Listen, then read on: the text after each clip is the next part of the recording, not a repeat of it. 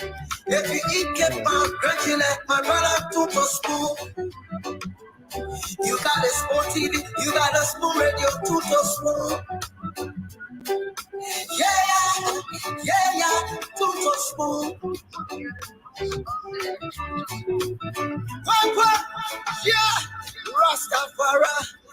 Kiribaba, kiribaba, kiribaba, kiribaba, kiribaba, kiribaba. What I want? This one you back today, Spoon TV. This one you back today. Yes, sir.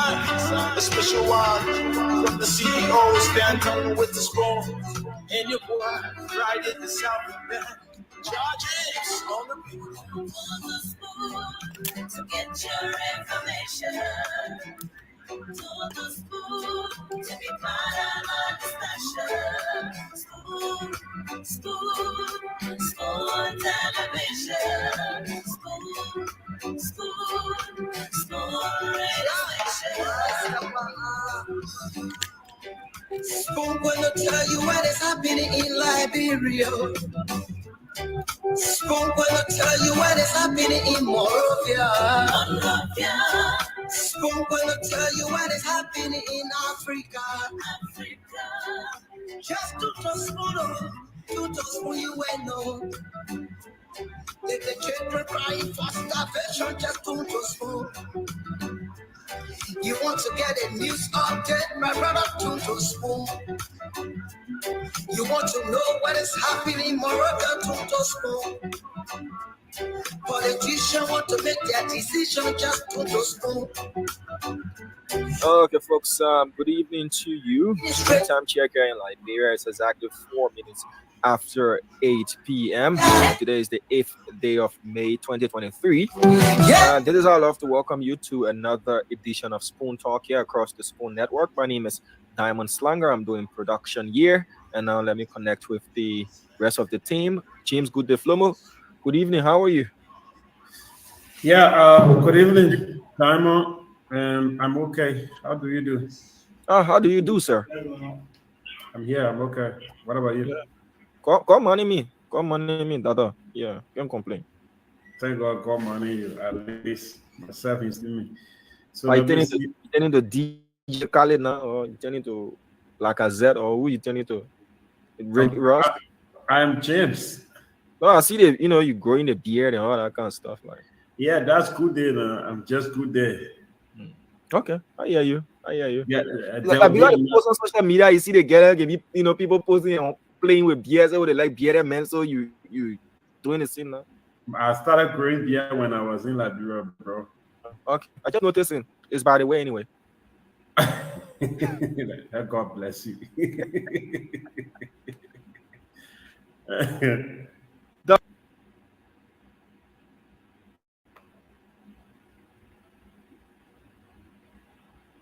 Dr. Richardson. Beautiful. I like the yellow and everything, the yellow necklace, exquisite. Man, top notch. Yeah, I should tell you that. Thank you very much. I came by the studio and I missed seeing you. I saw Miss Titi. Oh, you're on ground? No, well, look at my background. Not on ground. I was on ground for a brief moment. You can do some strategic repositioning. Probably you could be still up there, but you just switch your location. Yeah, but welcome. That's very true. That's true. But it's good to see you and James. Good day. I'm glad to be. I'm actually home, Diamond. I was on ground briefly, but I'm home. I stopped by the studio, but I don't know if you are there. But I was just to see you guys, to say hello. I did see Madam Kone. Says Titi, I saw her, and but it's good to be home. I'm kind of tired. I'm shifting between time zones, but I'm glad that I do have the opportunity to be able to return home and then to call two places my home, Liberia and the United States of America. Yeah, welcome again, ma'am. And the job comes with not being stationary. I have to move about and all that. But once you're here, we're fun time now. Yeah. Definitely about my GB that one. Not nothing. No worry.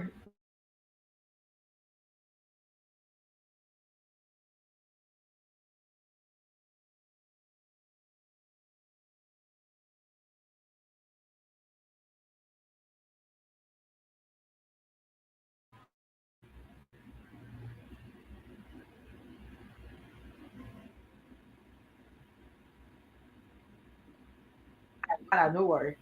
All right. Yes, you guys will look forward to our guest tonight. It's going to be a great conversation as the panelists roll in. So share the show if you have not done that already. I really want you to begin just sharing the show, calling your friends, because it's going to be a good conversation. As you well know, Jeremiah Cohn was selected to be the vice presidential candidate for Joseph Boakai. So we want to just ask him some questions, let him get to know the Liberian people. So it's going to be interesting.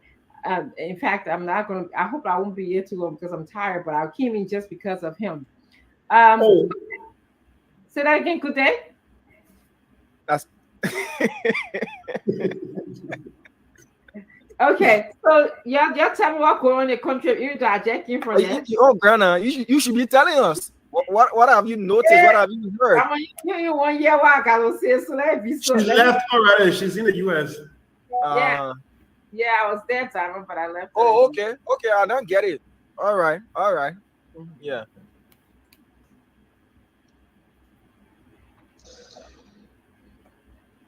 So you guys. But why are you quiet? No, you can say something. So we thought you were about to say. No. Listen, you guys are quiet. The woman been there for almost 3 months, and you just realize that she in Liberia. No, I didn't real mom see you. Quietly maneuvering. Somebody told me she was in a meeting to big Senator Lawrence. I said, so that already was in a meeting. Yeah. But the woman in the beauty. The woman in the beauty. But listen though. I heard. Can somebody get the West City song? Who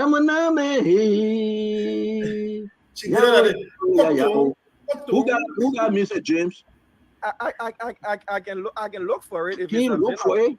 That shit has copyright. We can CRC John Botte. You know CRC John Botte? It got copyright that song? Yeah. Most of CRC songs are No. This song got copyright. The one that the late Will Smith, not Will Smith, how you call him?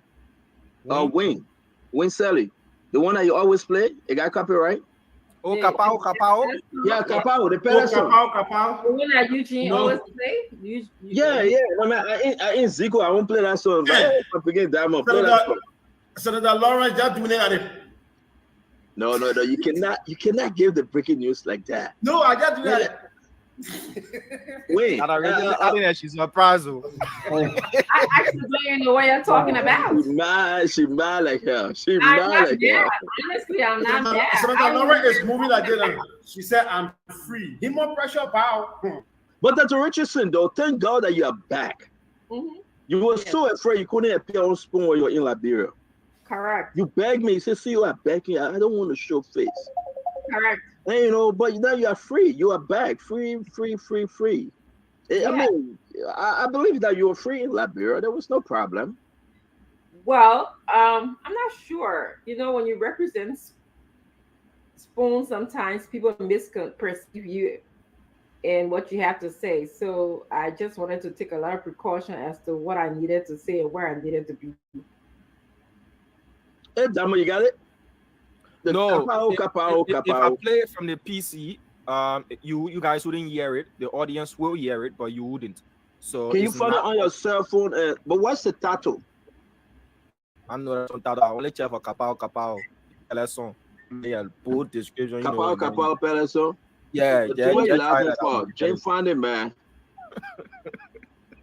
All right, thank you, James. James said he'll find it. Kapao. But listen, Dr. Richardson, we got Senator Jeremiah Cohn as your guest because you're moderating. You'll be moderating till we'll hold you and we'll take over because we don't trust you. You're from CPP. If you moderate the show tonight, Jeremiah Cohn will be dead. So we need independence like us. Like you? Independent like who? Please, I beg independent like me. I beg you. You're not independent. That's why everybody. I didn't know you're not independent. Not a weird that you. Kapao.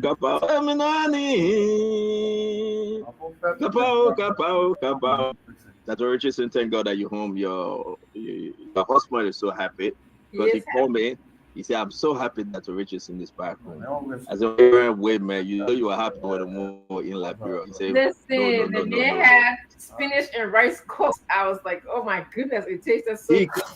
He cooked for you? Of course. What do you mean he cooked for you? That food I get too much of salt. You ate it? Well, you never had that food. You never ate it in cooking before. Don't say you got first. So it was just perfect. It was really nice. Kapow, kapow, kapow, daminani. Kapow, kapow, kapow. We have Jeremiah Cohen in studio. Jeremiah Kwankun, we have him today. Folks, you're about to experience something new. Big joined by Ira Migre, Fadika Sadematu, Leo, Fagon, and everybody coming on tonight.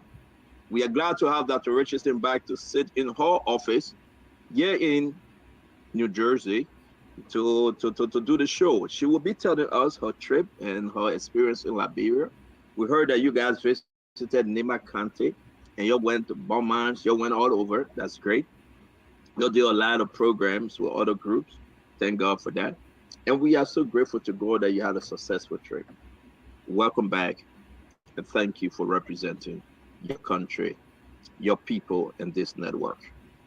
Again, folks. Go ahead, James. Go ahead. James, go ahead.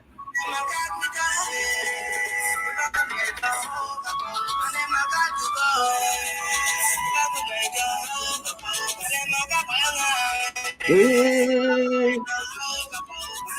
Raise the volume. Oh. Hey, James.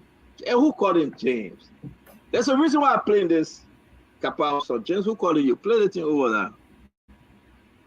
Tell the CDC people to leave you alone now. Damo is waiting. Hey, Damo.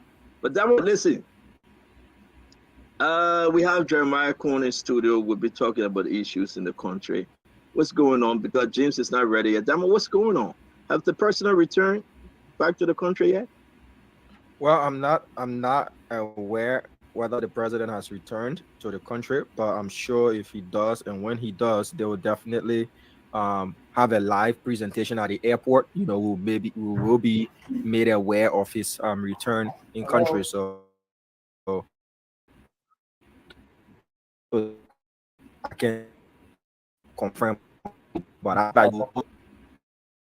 It's downstairs.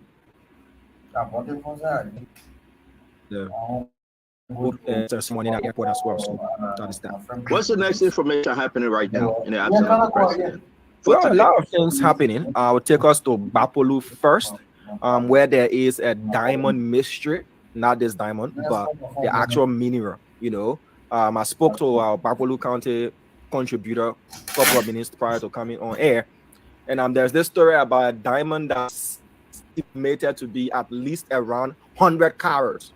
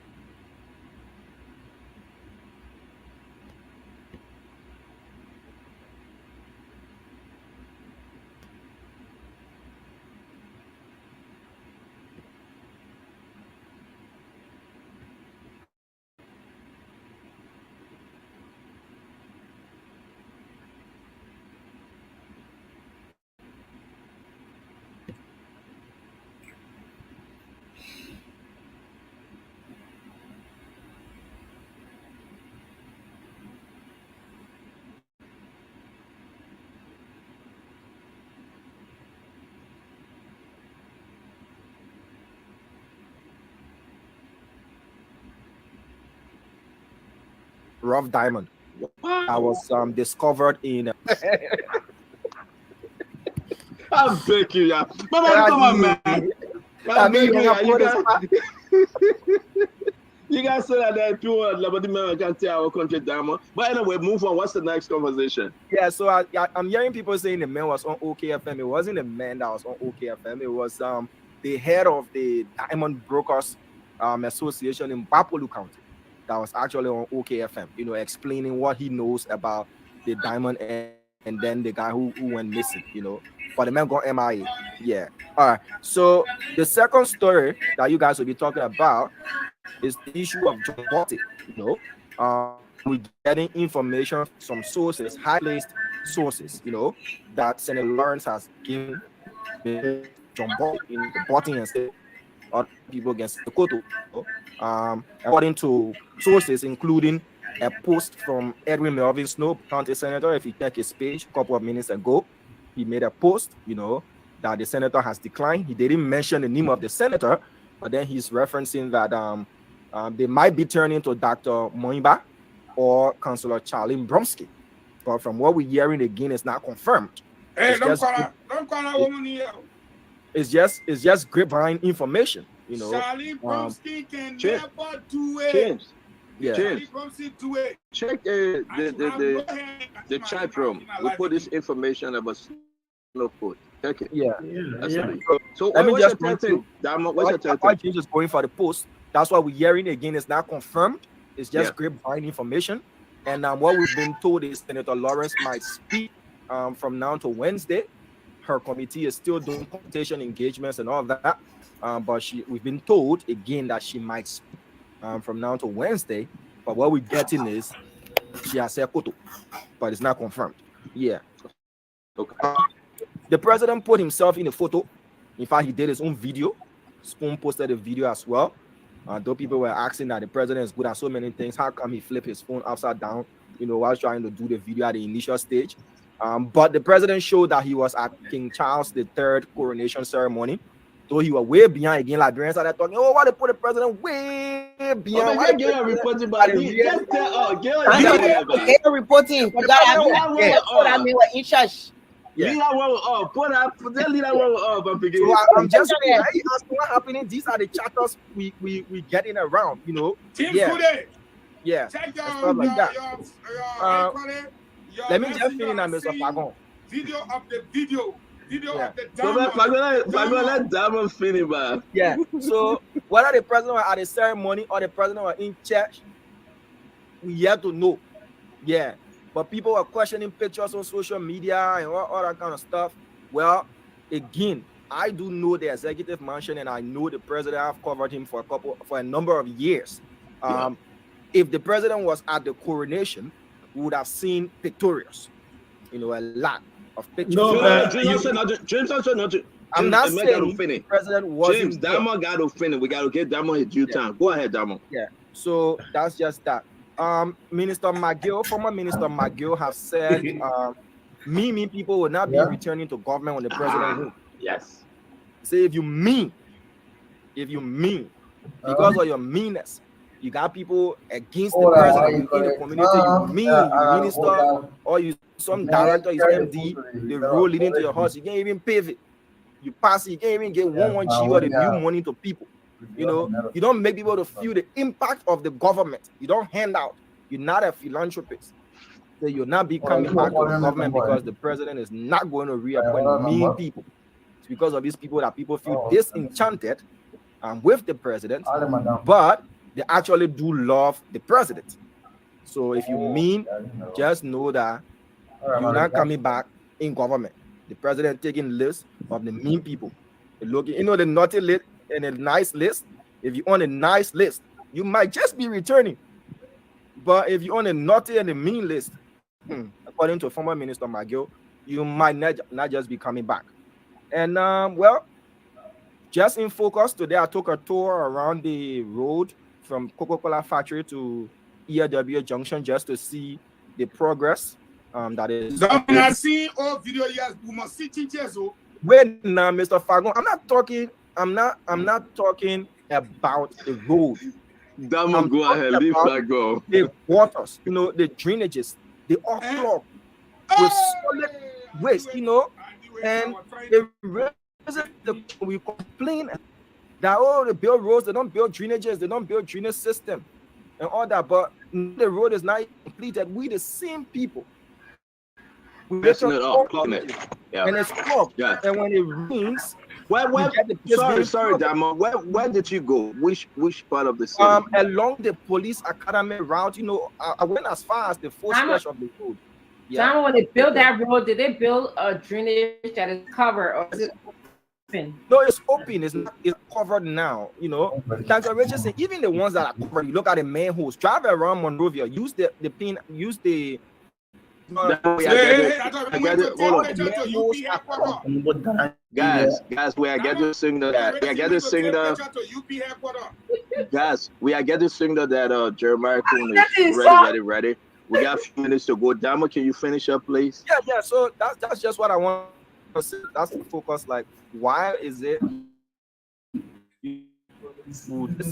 And it's a double-edged sword. People are responsible. Citizens are responsible. The municipal authorities as well are responsible, and we need to start looking into finding people and doing what we have to do to make sure we try to change this mindset. It's not going to be something with pet people. You have to sometimes be turned in making sure people follow these big principles in countries, and it works. But so in defense of a lot of people, it sounds easy for us to say, the people are at fault. But when you're walking around and you see any public trash can? No, I don't. Exactly. I don't. You can't. Yeah. Like, tell somebody not to walk on the road, but you pay sidewalk. You tell somebody don't throw the dirt on the ground, but you give them a place to put the trash there. And you put no sign to say no. That's why I say we all got some share of the responsibility, the municipal authorities and the citizens as well. Give the people the option of where to put the garbage, and then when they don't put it there, then you find them. But we cannot leave the gutter open because we took half of the money and we complete the project. So the gutter in the drainage. That's what I want to say. The gutters in the drainage, right? It's okay. I don't know where that came from, but they were different minded as far as the president said. Diamond, want to say thank you. I didn't say Diamond must go. Brother. Dr. Francine was seen at the United Party headquarters. The woman was passing by. The woman was passing by. You go right in front of the United Party. But I thought you wasn't coming on the show today, man. You are here to destroy. The woman was passing by. Damo, when I explain that story, we'll find the photo. James, can you find a photo of Dr. Richardson? Dr. Richardson read the No, she will explain. Yeah, she will explain this story today. Thank you, Damo. I gotta explain the story. Jay, can you find a photo? But before you do that, must hang with us 1 minute because I have a couple of questions. Can you play that Pele song while you find that photo? Yeah. Play that song today. Yeah, what happened? That Pele song is important. I like your hair, yeah, you look so bright and beautiful. You too. Salamatu was American play eating dumber talking about us.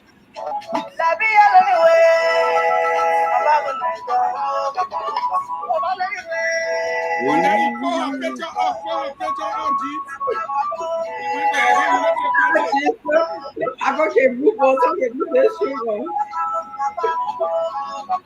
I just stopped at the United Party headquarters.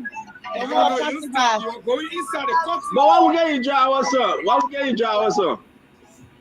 And then what happened, Pago? The court will have to. We're going to join the United Party.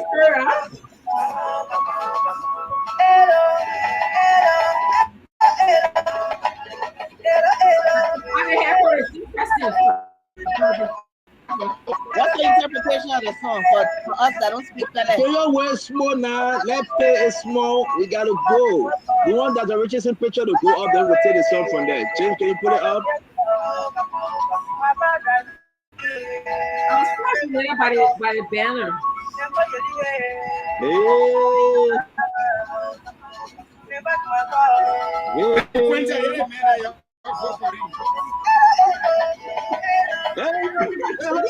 Minister Adam own. I was surprised I had a picture. You got a picture No, of no, no. the channel. The picture don't lie. The picture lied. That picture doesn't look like me. That is not a current picture. That's why I stopped to look at my phone. I was like, I'm asking. I said, Oh, but wait now, if I go your way, James, where's the value? If I go way, James, raise the volume of the song and keep the picture on.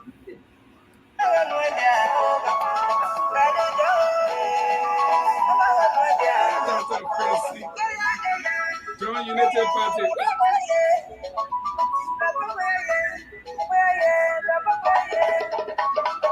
So, James, we want to say thank you very much. I love this kind of music. I love it. I love it. I love it. But see, why James can put it one where she say Joseph Parker is the president? I send it. Why say no for James? James, you gotta put it on. I did not say Joseph Parker is the president. I was trying to examine the current day look and it was on the picture. James, put it up. All right, so James put it up. But hold on 1 minute now. Yeah, but hold on 1 minute. I mean, we got one more minute. Teams are big, Papa. See is believing. But man, let's call CDC people, man. Let CDC can get Fagon from here, man. For real. Look at the picture, my people. You see that picture? I want you to give me. My people, you let observe the picture. Look at the old picture from 2017. No. That last week picture.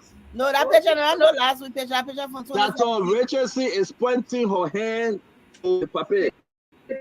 Stop my hand there. I'm not to start that team, man. I'm asking. No, that's 2017. I am comparing pictures. I will be 2017. I will be 2017 if you have Jeremiah on the picture. I say, look at the picture. Oh, my people are looking there.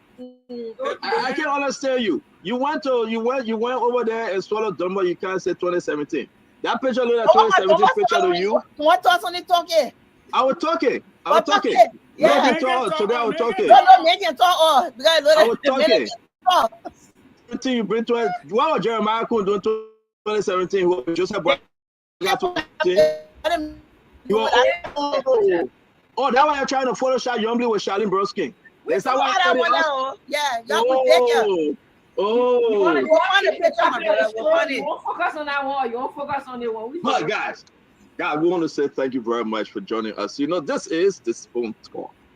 We got to put you guys in Jobo. All right? This is how we do this thing because, you know, Prophet King can say Jobo. But also he says it today. So we got to get you guys started. We have Jeremiah Kwan Koon, one of the two senators from Nimba County. You know, on the 28th of April, Joseph Yimabwak led him to be his running mate for Unity Party. He's from the NDR. Senator Kung going to come and talk to you. He will address the nation. One of the first major platform interview tonight. We want to say invite your brothers and your sisters. We're going to ask him some tough questions. Can somebody send a link to Alba Toba? He's asking for it. We want to be very transparent. We're going to go ahead and bring everybody in because we are not going to make this lazy. I don't want anyone saying that it's only Fagon. We have to be very, very transparent to ask Jeremiah Kung the hard question. Agree when we say Jeremiah Kung. It's not an insult. They prefer to be called Jerry, JK. He's a very humble man. He told me, don't call me anything but just don't insult me. So it's well taken. So when I say Jeremiah Kung, JK, Jerry, Senator Kung, don't say, oh, you know, no, it's not offensive. He's here to talk to the Liberian people home and abroad. He's here to take their questions and answer the questions accordingly. This is Liberia we are talking about, my people. Some of you say, oh, Major Joseph Koji had a press conference on you, Stanton. I am not talking about Joseph Koji press conference today. I am not. I'm going to focus on the real deal. I'm going to focus on the way forward for Liberia. Those of you that are in the vineyard of listening to Joseph Koji, when I'm in Liberia, maybe here myself will go on Broad Street, we'll throw with tea, and then we'll make peace. But right now, I'm not talking about Joseph Koji. You know, he can say what he wanted to say. I'm done with that. And that's the way forward. We will discuss the issue. We'll be firm with our discussion. Post your question. A lot of you guys have questions for Jeremiah Kung. A lot of you guys want to know what he brings to the Joseph Yimabwak ticket. We will open the line where you will have CDC folks who want to ask questions. They can ask questions. And we welcome all political parties. All. This network for the Liberian people. Fabric, Super, Spoon, Fabric TV, Super TV, Spoon TV, on YouTube, on Instagram. This network is for the Liberian people. It's not for me. That's why the CEO, Madam Titi Cannon, has opened her arm. And I can also announce, because Madam Titi want me to announce it. Now that Jefferson Kodje have called for a meeting to meet with forward on Wednesday. I don't know what the meeting is about, but they will have to meet and discuss on Wednesday to have some discussion. Also, Jefferson denied the fact that the government trying to close down Spoon Network. He denied it, and we spoke to people out there. We are not opposition. We are not in position. We are for the Liberian people. So we're going to be very firm. We're going to be unique. I see that Jeremiah Kun probably he's not on his seat. He just got up. So in the interim, you guys were calling for the video of President George Manneh at the coronation ceremony. We'll play that video later, or if James get it ready, we'll play it. And then we'll do our intro to bring in the Senator Jeremiah Kun. Go ahead, James.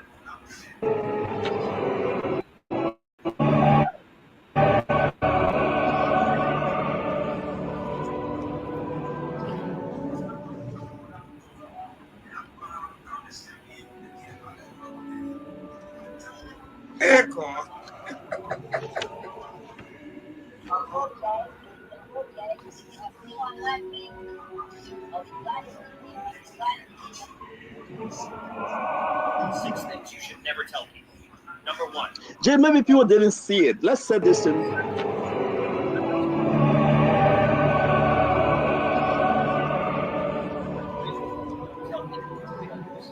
They will always see you as a failure and never give you opportunity. Number four. Don't tell people your next big move. Move in silence. Take action and shock them with results. Number five. Don't tell people your secrets. Number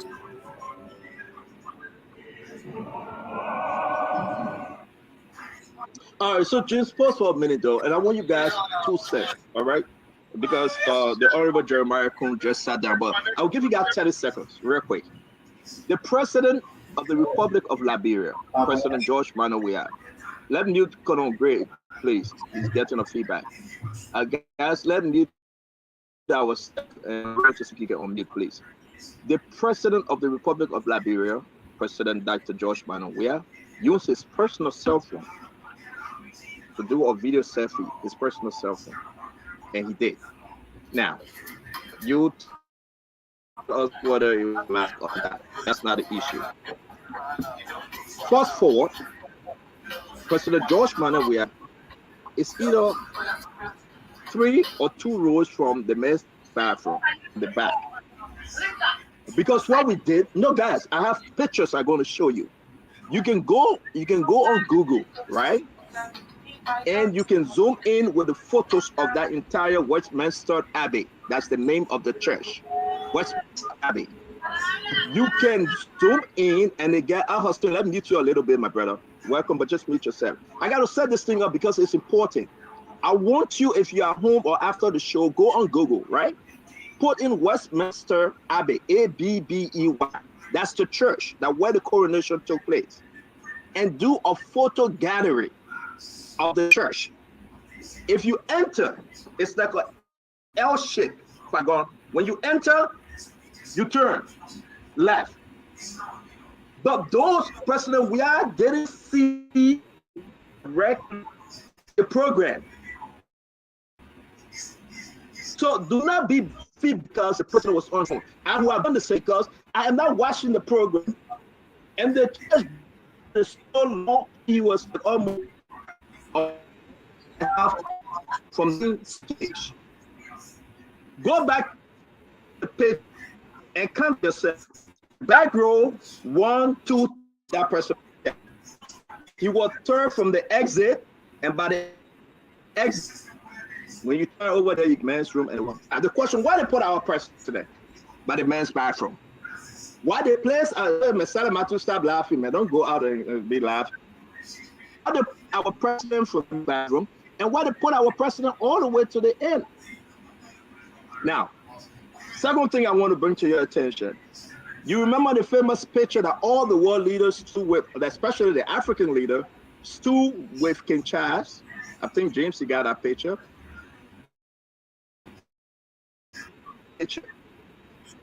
And we will discuss this with you guys. There's a reason why he was absent. All the world leaders were at that. It was time for them to take and meet King Charles and meet other world leaders to do engagement. We didn't see President Weah in the photo, or maybe the net burned, but we didn't see him in the photo. I do not want to waste Senator Koon's time, but I just want to bring to your attention in our country, Liberia. This photo, zoom in. President Weah is not on this. This was the moment that you will have the time, the chance to greet and take picture with the king and engage other world leaders. The opportunity, put picture up, James. The opportunity of Sierra Leone President Bill and the other world leaders, they met other world leaders and they had a 5-10 minutes engagement, spoke about bilateral relationship and issue about the country. The Liberian president, he was absent. Do you know why he was absent? Why? Why was he absent? I know. Because somebody that is on the team told me, we call this sources. I'm not going to say the person name. But he was absent because something happened that night before. Yeah, I'm not going there today. Look at the picture. He was absent. He's not in the photo. I see President Weah. He's not. I see him. He was bending down to tie his shoe at the back row when they told him. Okay. That means he's not. And guys, we are not picking on President George Manneh. We are here. No, we are not. Well, we are saying these things because at that moment, in such an occasion, you talk and advocate for your country. You speak to world leaders. You invite them over.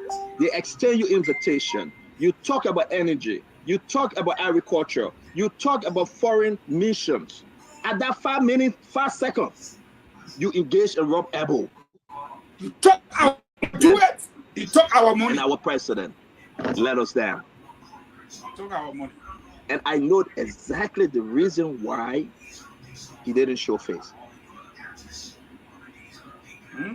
Yep. I want to see how Jeremiah Kwan in the studio. I just thought that today was a day to discuss this thing, but we'll do it tomorrow. And that's why I say I'm not going to get into the Jefferson Koji Tabata. That yama. No. Jefferson Koji said to make him when he get anger bracelet, that man show his foot. I won't even show my foot because I don't want to even give you any chance or something. I won't even show my foot. But James said I'm going to show my foot. So let me show my foot to Koji. Maybe you're not find the anger bracelet on my foot. Got flee in the morning. Jacka said. Your story, you said crew. Look at that cheap shoe you wearing. Let me see your shoe again. Look at that Treasure Island Pirate. Yeah, I bought it from the dollar store. Hey, yeah. God. See, I bought it from the dollar store. But let me say this, I don't want to regard Koji something because, you know, Koji like Koji. We are all young people. We just deserve the best for Liberia. We'll address the Koji situation later. But today, I want to tell you, Liberian, you need to understand, 250 on transportation. The Uber was brought to George Manneh. We had door. They pick him up and took him to the program, and they put him by the men's bathroom. You know why they did that? Look at the picture. Look at the Westminster Abbey. See how the diagram, how everything is structured, the future vice president and why they insulted our country. Let's move on, guys. We have Jeremiah Kwan. It's going to be big today. It's going to be big today. It's going to be big today. He must tell Liberia how he planned to work along with Joseph Yema Boakai to redeem the country. He must tell Liberia how he plans to unify, along with Joseph Yema Boakai, to unify the opposition. He must tell Liberia the way forward. Who is Jeremiah Kwan-Kun? He must tell Liberia in any shape or form his foreign policy, his national security issue, his investment, and everything else about healthcare, education in line with Joseph Yema Boakai. If he's ready day one to take over, he must tell Liberian tonight, because we'll grade him tonight after this interview. Dr. Richardson, your show, Salamatu, thank you. Honorable Eugene Fagon, Al-Hussein Fadika, we take on E. Remy Gray. We are expecting our friend and brother Isaac Vatogba, and we're going to be set to have a great discussion. Are we ready? You guys want your 30 seconds? We got to go. I already hit them time. Dr. Richardson, real quick, 30 seconds. I'm going to use my time because it's all time is far spent already. Thank you. Salamatu? Yeah, I think we can move on. Honorable Fagon? Thank you.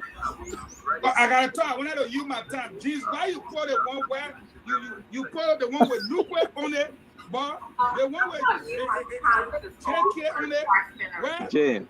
I use my time to set my team. No, yeah, no, we're trying to vindicate. We gotta go.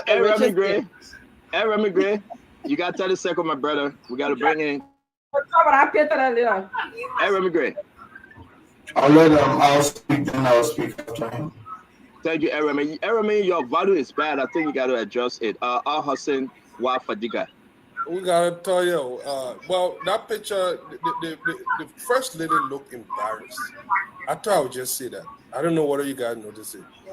If that the ground could open, that lady would look like she wanted to get in it. But I think it will be a good show. We look forward to hearing the incoming vice president. We look forward to hearing what he has to say. And it will be interesting. Thank you. I mean, not to do anything contrary, and I'm not going back there, but I think the first lady looked gorgeous. She's very beautiful. Oh, she looked good. I guess she looks embarrassed. I admire the first lady, her politeness, and she was focused in the program, and I think it was good. I'm not going to spam up the first lady. That was a very design time. So, and she's a beautiful woman, by the way. She's a beautiful woman, by the way. What did you just say? Look at the video. Yeah, but I'm bringing. Play devil advocate. You look at the woman. She do her hair that the rest she can do.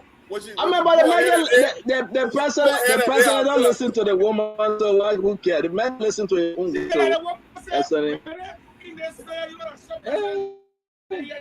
Well, has it been confirmed that he was not invited? My man, I thought you were talking. No, I said I'll let I'll speak first. Okay. I did not tell you. Oh, we wasn't hearing you. We wasn't hearing you good. But my brother. I'll tell you live by the seaside, and you got sense of hearing, man. We wasn't hearing you good, so I didn't listen. Guys, we don't have sleep, my brother. So go right in guys, we're behind FTA, okay? All right, so let's do this real quick. The Honorable Senator Jeremiah Kwan-Kun. Echo. Fagon, introduce your man. I don't want to spoil this show tonight. I've done a lot. Ladies and gentlemen in Radio Land, fellow Liberians, the Excellencies, to include the incoming president, His Excellency Joseph Yema Boakai, current president, His Excellency President Dr. George Manneh, the former president, Madam Ellen Johnson Sirleaf, members of the Liberian legislature, especially from the Senator's Playbook, members of the judiciary, our traditional leaders, our citizens, members of the Fourth Estate, and all of our collaborating political parties, friends and supporters of the Unity Party, citizens in general, our foreign partners and friends. We have the honor most respectfully, and at this point singularly, to introduce Senator from Nimba County, Senator Honorable Jeremiah Kwan-Kun, vice presidential candidate to His Excellency, former VP Joseph Numa Boakai. Fellow citizens, he is no stranger. Goal-oriented, developmental, sound individual, our astute, dynamic, illustrious, young, and energetic senator is in your studios tonight. CEO, take him to the Liberian people for us. I respectfully submit. Next time, I'm not coming to you, my man. That's too long thing that I'm coming to you next time. Honorable Senator Jeremiah Kuhn, it's good to have you. Thank you as always. I mean, it's not your first time in our studio, but we are glad that you have shown face again after your acceptance to be a running mate to Joseph Numa Boakai. Here we are. You're about to address the nation. You're about to address Liberians home and abroad, speaking on our issue, the bread and butter issue, national issue, foreign issue, domestic issue in every category. And we're glad to have you. We want to say thank you very much to the people of Nimba. Thank you to Unity Party, making you available to come on our stage to discuss everything plus more. You are always welcome, and thank you for joining us, sir.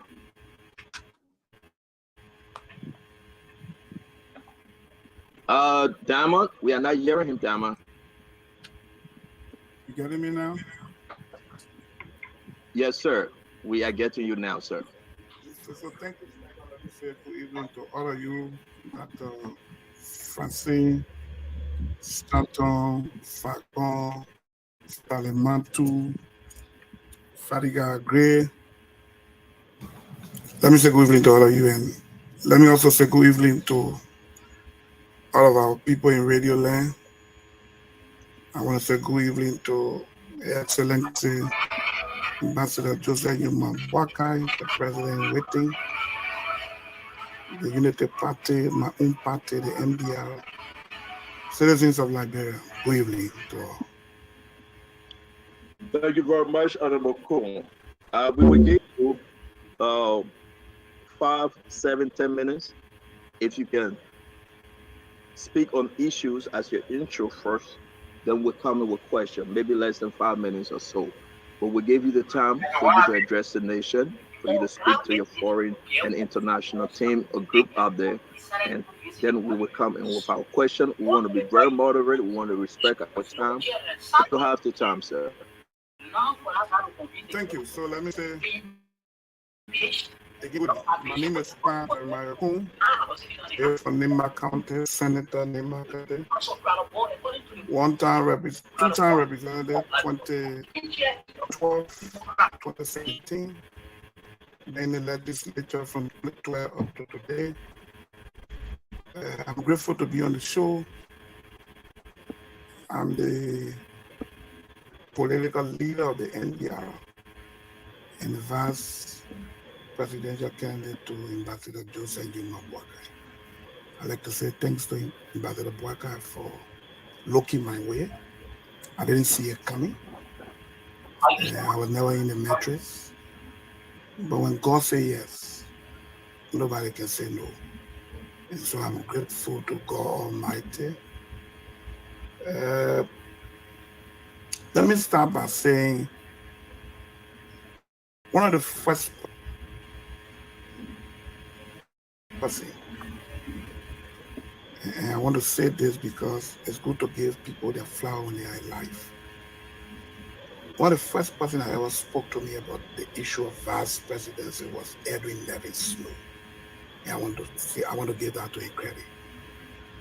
In late 2017, right after the election we won, we're talking about speaker election, who to be speaker and deputy speaker and the leadership of the legislature. One morning on Snow called me, everything go off. You good? Okay, thank you.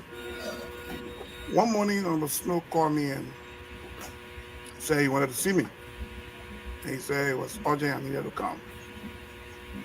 So I thought something went wrong and I rushed to his house. He said, Jerry, I'll call you to have breakfast. And so I also let you know that I want to form a team to run 2029. We're talking the end of 2070. And I laughed. I said, run for what? And he said, the leadership of this country. I want to be president. I want you to be vice president to me. And I think we can win. So I laugh about it. And since then, I can call him president, he call me VP, and we joke about it. Everybody know Snow call me VP, I call him president. By November last year, the second person was Honorable Alexander Cummings. And I also want to say thanks to him too. By November last year, I was in Gompa when I got a call from hierarchies of the ANC. And I told him I was in my weekend. Yes, I'll be in town next week. When I came to town, I met my man Lee from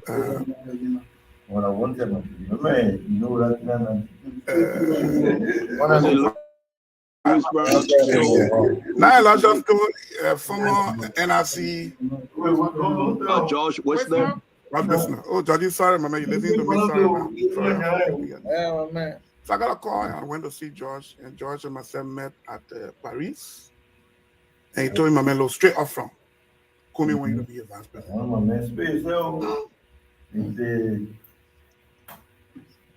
I laughed and started talking about it. Give me some time, let me think about it. It's too abrupt. And you said it to me straight to my face. Not beating around the bush, nothing, straight like that. When I left George, then Musa called me, everything.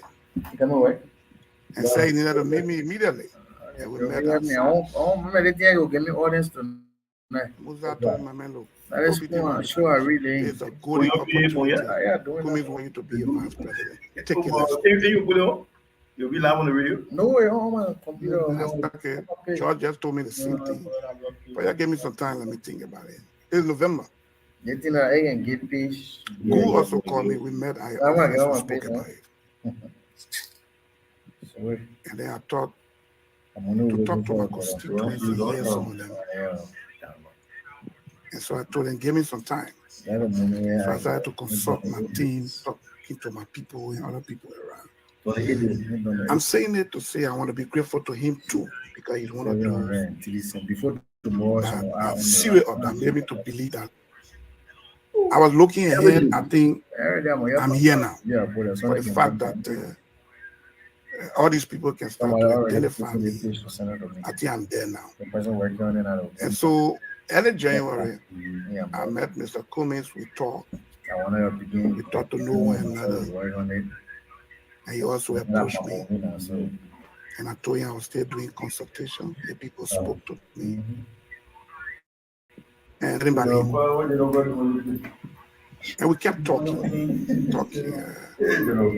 Dr. Gary McIntosh visited me with Madame. He was also magnanimous, telling me, look, we think you are ready, understanding the private sector, the level time is paying government. We think you are ready. The last person to visit me was the Secretary General of the CPP. He visited me 1 week prior to Friday. The Friday before the Friday I was nominated. He texted me on Wednesday and said he wanted to see me and why I didn't want to accept their offer.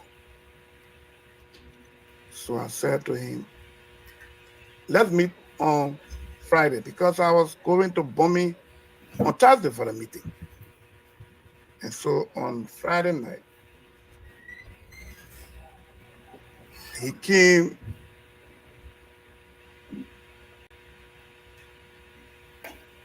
at my house. So I told him, look, all my consultation tells me that the people are leaning toward JMB. Kumi is a good man. But the Liberian people can make their decision before election. And so I said to him, I'm sorry, it's not that you people are not good people, but the Liberian people from all my consultation are leading to, and they have asked me to work with JMB. At this time, JMB has spoken to Senator Kanga and myself, that he had narrowed down to both of us, and one of us would be. And so I want to be grateful to Mr. Cummings. He actually suited up to make me believe that, Lord, the time has come and you need to get ready. And finally, Joseph Boakai made a pronouncement. So I just want to be grateful to Snow, to Mr. Cummings, to Ambassador Boakai. Do I didn't accept his offer?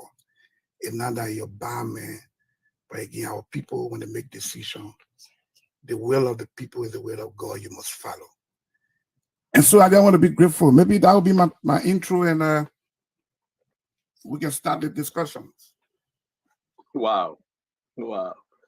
You lost me, Senator. You lost me. I was coming from a different area. But I'm going to start a question from this end. Dr. Richardson just arrived back to the United States. She has his jet lag. So we'll let her rest a little bit. I will come in, then we'll go to the lyrics at last. Honorable Kuhn, with the exception of saying the people leaning towards JMB, and the voice of the people is the voice of God, I have two questions. One, will you offer any amount to run on the ticket with Alexander Cummings? So it will be unprofessional to discuss some of the details we talk about in the room. I just thought to acknowledge him, acknowledge Snow, and acknowledge Ambassador Boakai. Some of the discussion we had over the period of time, I think it was private, and let's keep it private. I understand with your level of the engagement right now and what you intend to do, unifying the opposition, you don't want to say, but if you just cannot say no, that means we'll leave it with the people probably is yes. Or you can just flat out say no. When yes, you offer, okay, so because our sources had it out there that you will offer 4 million others or 2 million others to work along with Mr. Cummings. Can you deny this? So you don't put me in pay for play. The conversation we had, it was private, and let's keep it like that. It would be very unprofessional for me to sit there, conversation we have 2% one-on-one. Let me move to my second question. Now, to my second question, and listen, sometimes if you don't want to answer, play the faith, I'm okay with it. We are just doing a fair, transparent, credible interview tonight. My second question, you said Mr. Cummings. First of all, you said George Wisner reached out to you. Musa Belete reached out to you. Councillor Gu reached out to you. 1 week before Joseph Yema Boakai announcement that he's going to choose you, Secretary General Aloysius Stowe reached out to you. Not Aloysius Stowe. The Secretary General who? Martin from the CPP. I've never met Aloysius Stowe all these discussions. Okay. Because it's Secretary General. So my question this way. You ever spoke directly with Mr. Cummings? Yes, I met Mr. Cummings in his house. I think we were both in your living room, 2 hours. I got there about 10 at night. Did he offer you, did he ask you to be his VP running mate? Oh, yes. Yes. So then we can include Mr. Cummings meeting with you and asking you also. With I said that. Musa. I said that. Okay. I want us to be very clear. I want the people to hear because you call George Wisner, Musa Belete, Councillor Gu, Martin Kulai. So now let me restate. November last year, George Wisner, Musa Belete, Gu. January, Mr. Cummings. Since January, February, Tuga Gilbert McIntosh, Imaya Yato, almost everybody been to my Louis Brown. So I was talking to everybody. Yeah. Thank you very much, sir. I have more, but I have to respect the orders with the 2 questions, and we'll come back to this. Dr. Richardson, you go ahead, man. From that Salamatu, we'll come down to the guys, Fagon, Al Hussein, and Ira Migray. Dr. Richardson, please, your 2 questions. Senator, welcome to the studio. I hope you feel relaxed as you engage us here. It must be a very tense moment for you being interviewed by us since your preferment. Just to clarify something before I go into my question, we understand from other sources that the former vice president is broke and that you paid money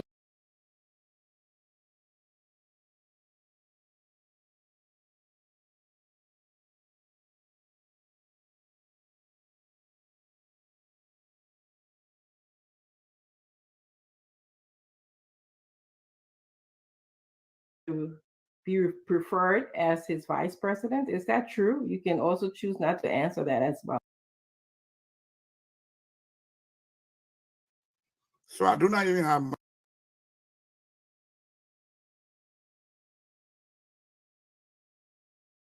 money.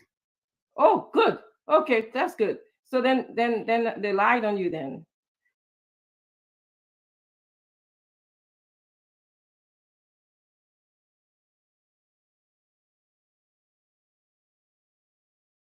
All right. So I'm going to move on to my real question. And all my life, I've been in the private sector. Like I said on your show here, I started living on my own at age 12 and selling in the street as a kid. All through the war, I was never a soldier, never fired a gun before, and I was all business person. And I reached a level in Liberian business community. If you go to Nimba, and even in Liberia, here the records are there. I got elected in 2012. And entering government, coming from the private sector, all your first job in my life was to be representative. First job in my entire life. I mean, besides working for myself, I built for myself a company. I had over 100 plus employees. And so that was my own entity running as the CEO and owner, many business lines. But to say month end today and they pay you money in your account, my first job was to be representative. The legislature is the nucleus of government. A government was a cooperation. We had a board of directors, the policy arm of government. And so spending 12 years there is a wealth of experience. I think I come with both the private and public sector, not just the private sector, but understanding it from the bottom. I come with a true Liberian story. The guy who driving taxi, I come with his story. The guy selling oil on the street, I come with that story. The people selling gas tonight and they will sleep in the day tomorrow, I come with that story. Nowadays, because of some of the laws and things, you don't find people selling in bucket today, tablets and medication. But some of these things are still happening far to rich places, Southeast and other places. I represent their story. And so I understand what they go through. I know exactly how they think. I come representing that woman who will cook 8 o'clock in the night for the children to eat, sleep. They cook in the night because they want the child to sleep without food, and the food will continue till the next day, 8 o'clock in the night, before she cook again. That's my mother. I come representing her. So I understand the Liberian story. I'm that story. And so I understand it. Working in government and working with everybody, I understand it very well. And so when it comes to solution for Liberia, if I were asked by His Excellency Ambassador Joseph Boakai to make recommendation on every sector of the economy, I'm ready and prepared to get my advice. And if taking, I think we can turn this country around. Thank you very much. Let's go to Salamatu. Donkey. Duncan, please. Hi, Senator Kong, and welcome to the platform. Thanks again for taking the time. Congratulations on your nomination as GMB's running mate. My first question, I have two questions for you. I'm trying to figure out which one to ask. All right, so I will start with the idea of corruption. I think, you know, the story that you've given, I'm impressed because I didn't even know that story. But I think you will agree with me that Liberians and the international partners appear to be very tired of the corruption in Liberia. Now, you have been accused by Senator Prince Johnson, surprisingly, for me anyway, because he was very allegedly involved in your nomination, as we heard, but I just heard your story. But you were accused by Senator Johnson during the last senatorial election of being involved in massive corruption. Then lately, just last week or the week before, we saw the U.S. Ambassador McCarthy, recent press statement, which made several claims of misappropriation by the legislature, with you being the deputy on Ways and Means. Should the Liberian people be concerned about future spending or corruption under a Boyka Kun administration? That's my first question. Okay, so Senator Johnson says what he says. And if you want to believe what he said is true, then he has said a lot of things about a lot of people here, and maybe we can turn out to be true. And some of the things to some people on this year where I don't want to repeat it. And I don't want to believe you believe what he said, but the person at the time is true. So I will leave it at that. Most of the time you hear Senator Johnson come after me and me, we got disagreement. We disagree a lot. When we disagree, sometimes he come after me. But in my training, I was trained not to go after older people. So most of my discussions are done behind the scene. Disagree, yeah, I will not come to the radio to insult him. I was trained that once I see an elderly person, if I'm sitting and the elderly person is standing, or I see a woman standing, I'm supposed to get her, even if she's my little sister. Those training, I carry them with me. So I don't think you want to join as something you want to discuss, because we could start talking about a lot of allegations here, and we could start hating other people that we don't intend to hate. On the issue of corruption, I told you I worked all my life in the private sector. My first job as a person in government is legislature. In the legislature, they pay me my salary. They gave me gas, and they gave me operational funds to buy stationery and other things from my office. I've never been given project money to go do project before. In the legislature, I ate the money. Nobody can come out and say, this is the money I gave to Jeremiah Kun. Most of the things you hear are myths. No facts. People who got nothing against you, they make up story to come after you. But we are in the public space. When I was running my own business, nobody knew me. If I would stay running my own business, I wouldn't be in this space. But the space I'm in is a public space. And when you are in the public, you are a leader. We all pass the freedom of speech bill. So people will say things to you.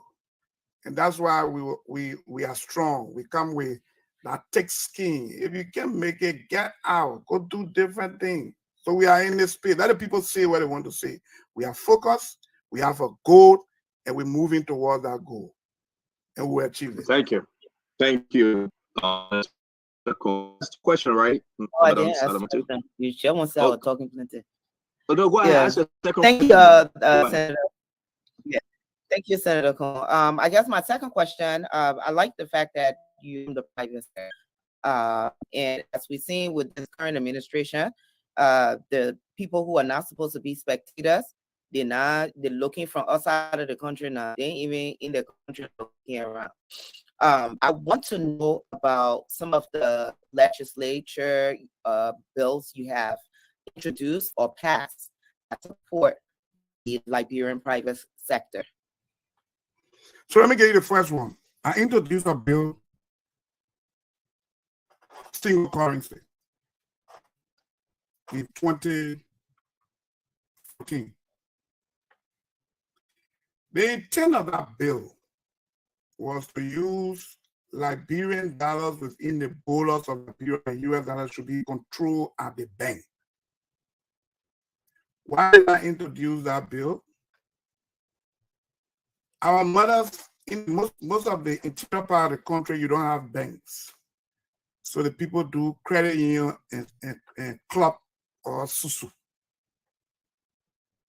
So if Salimantu was in some part of Nima or some part of Turkey, and you went to the club and took 300,000 Liberian dollars,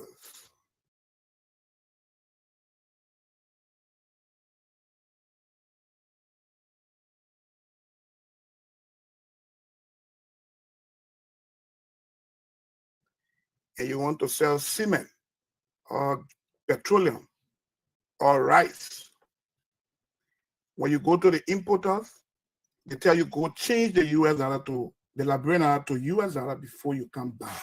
Lost cost, unless somebody bring out research. If Ghana tonight, you got to change US dollar at the airport to pay for your hotel bill or pay buy food. If you took US dollars on the street, nobody will give you food. I thought our mothers should not struggle because they don't have US dollar. I thought the breading of foreign exchange should last on the bigger businesses and not the local people.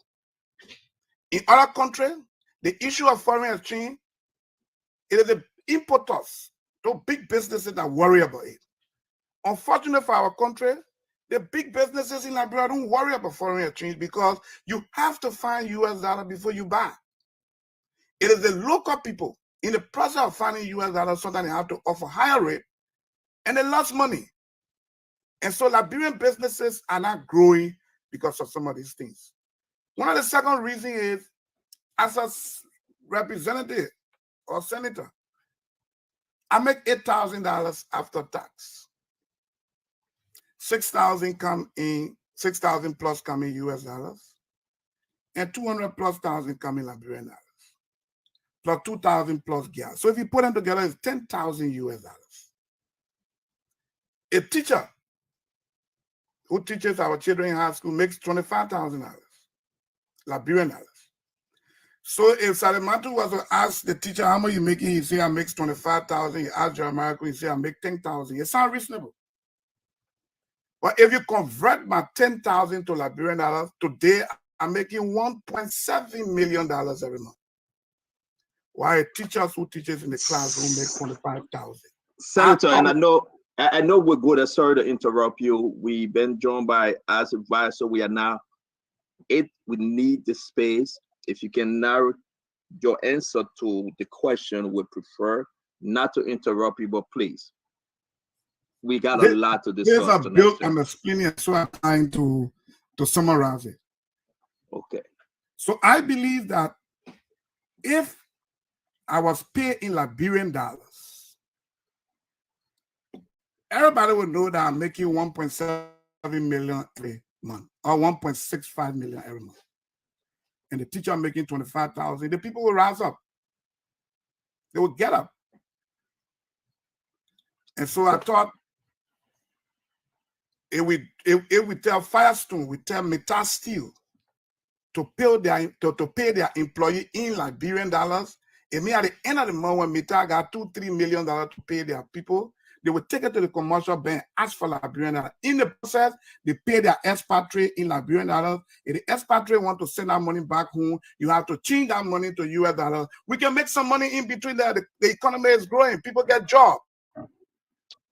Thank you very much. I know we'll come back to Salamatu, and you got other bills that you passed. We would like to know more about them. But let me give the guys a chance to ask questions. Folks, let's narrow our question to the question and the answer to the question likewise. Vice versa. Honorable Fagon, let me come to you, my brother. Well, thank you very much, and welcome, Honorable Kuhn. And let me say, on behalf of many Liberians, to include myself, I am not a member of the MDR. I'm not a member of the Unity Party. I am a supporter of Joseph Newman Boakai, in particular, and by extension, your supporter. I want to make that point clear so that people don't say, oh, you ask soft question.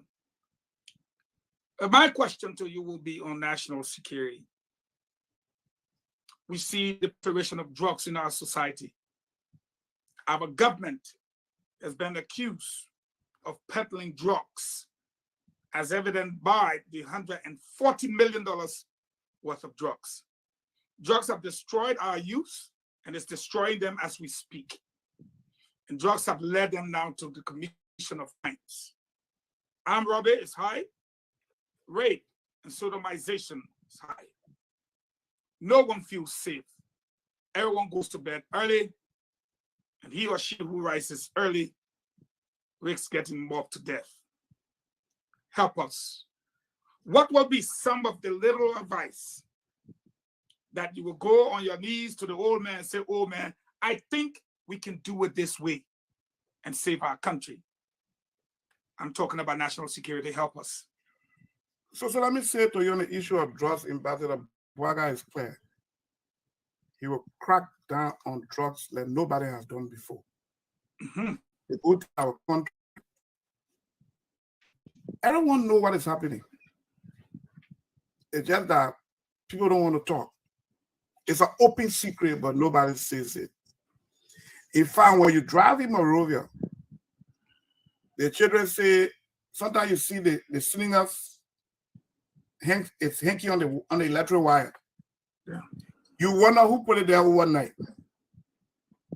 That sound tells you that there's a ghetto around here. So it's an open secret. The communities people know, but people are afraid. To the extent that when you are in maybe Rayleigh or some area, and somebody, criminal, jump on you to take your bag, people stand and look because you're afraid that they could come after you. Ambassador Boakai said, honor his government. He will crack down on drugs. There will be incentive for whistleblower to make sure we can follow the importers, those who are selling them, those who are smoking it. We need to find a way to rehabilitate them. He said, in the first term of his regime, well, the first 1 year or so, the issue of prison has become an issue in our country. We don't have prison compounds anymore. The Moral Central prison was built at the time, about 15,000, 20,000 persons were living in Monrovia, or 500,000. Today, the census said we got 1.9 to 2 million people living in Mozzarella. So it means that prison compound has outlived its usefulness. So we need 4 prison compounds. Ambassador said there will be 4 major prison compounds in the 4 regions of the country, north, south, east, west. The intent is to keep those who are very bad off, make sure you get them to be human beings. Those who are not too bad, keep them at a certain level. Rehabilitate people. So it's in the plan, and the ambassador is ready to crack down on drugs. We all live in prison in Liberia because everyone got iron to your door, iron bar to your push, iron to your everywhere. So sometimes that's why you see when fire get in the house, people die. Because sometimes you're fighting over the iron door to open and people die. Small country, rich, 6 billion people. The problem we have is management. If you have a good manager, the whole Africa will migrate here. We have too many things that we just need a manager, somebody who understands what it means to manage a country. I hope I answer your question for the sake of time. Yeah, more or less, I was looking at those who bring in these $140 million worth of drugs. I mean, we know we have light laws on drugs now. Are you going to stiffen it? Is what I was looking at. So those who we got 5-6 months to election. Those who bring in your consignment, bring in your last consignment, because as of January, you got to start leaving the country because there will be no drugs around anymore. Ambassador Bwaga is serious, and he will crack down on drugs. There will be training for the security. There will be incentive for security to improve their incentive and make sure they work knowing that they're working for their country, and also knowing that their children are home, they start to go to school and have food to eat. My second question has to do with agriculture. In your own house, if you can't feed your children, the hospital will determine where they go, how they go home. When it comes to agriculture, for rice importation, 4 million can grow our own food and we eat it. We've seen people have this. We spend over 200 million inputting our stable food. What little advice under the table would you present to your old man on your knees to say, old man, I think we can do it this way, and we can feed ourselves and do the best? So the first thing I want to say, nobody understands the issue of agriculture in this race equal to Ambassador Bwaga. Ambassador Bwaga is a farmer. He's sold to the international market, locally and internationally. And he also serves as policy arm, so he understands it very well.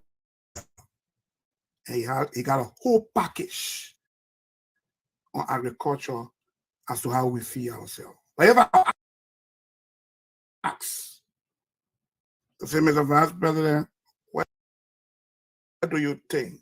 Looking in the private sector, the time you spend there, what would be your own idea? I would say to him, Chief, subsistence farming will yield us nothing. We need to do mechanized farming. How do we do it? So the problem we have here is there's no company in Liberia that can lay out farmland. We need to have one. We need to check in the country. If we can find people in the country that can do it, let's check outside Liberia. Some Liberians that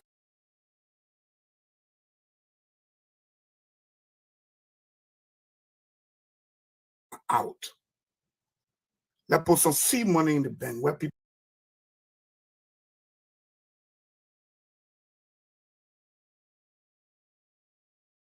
can do a project proposal that tells us that you want to bring equipment to serve as collateral for them. With that, the bank will pay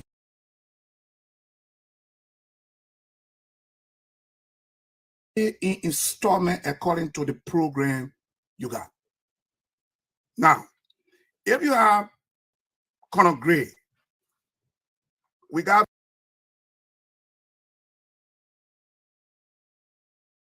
some seed money for farmers.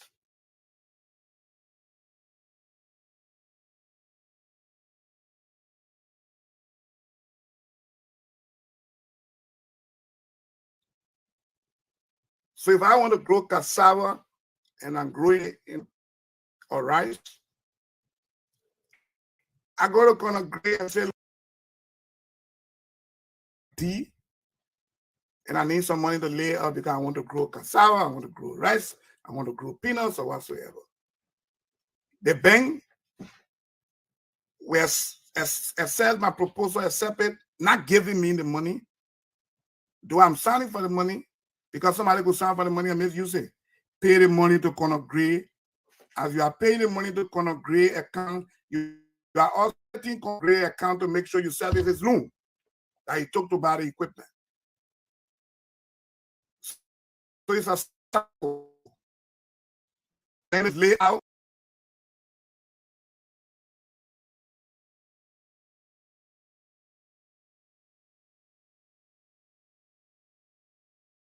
Let's lay out for this 100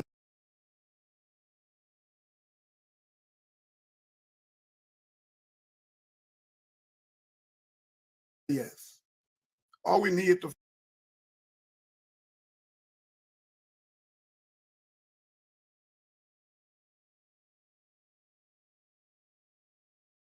fertilize the soil.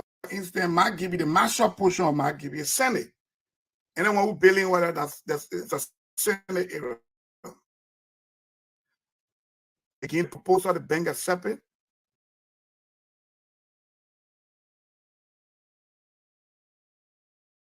The factory should serve as a collateral so the bank pay in installment based on delivery, construction, and whatsoever. Even you can weed the grass in it. Because you know there's a market. When the peanut is ready, once you get it ready out from the ground, Fagon is ready to weigh and pay for it. They put money in people's pocket. The factory itself, we can pass through the peanuts, make peanut butter, get the oil out of it. We eat in our local market, pass through it, send some to the States, Europe, and other places. There are too many things that come from peanuts. We create jobs. We can do that locally.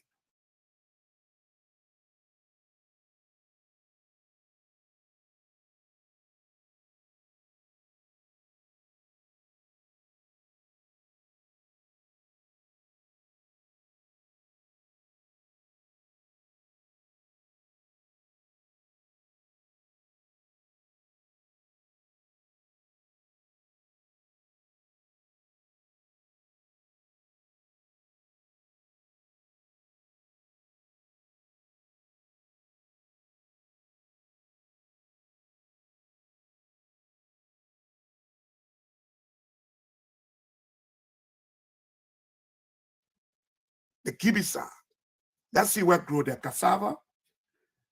China pumping billions of dollars into cassava today.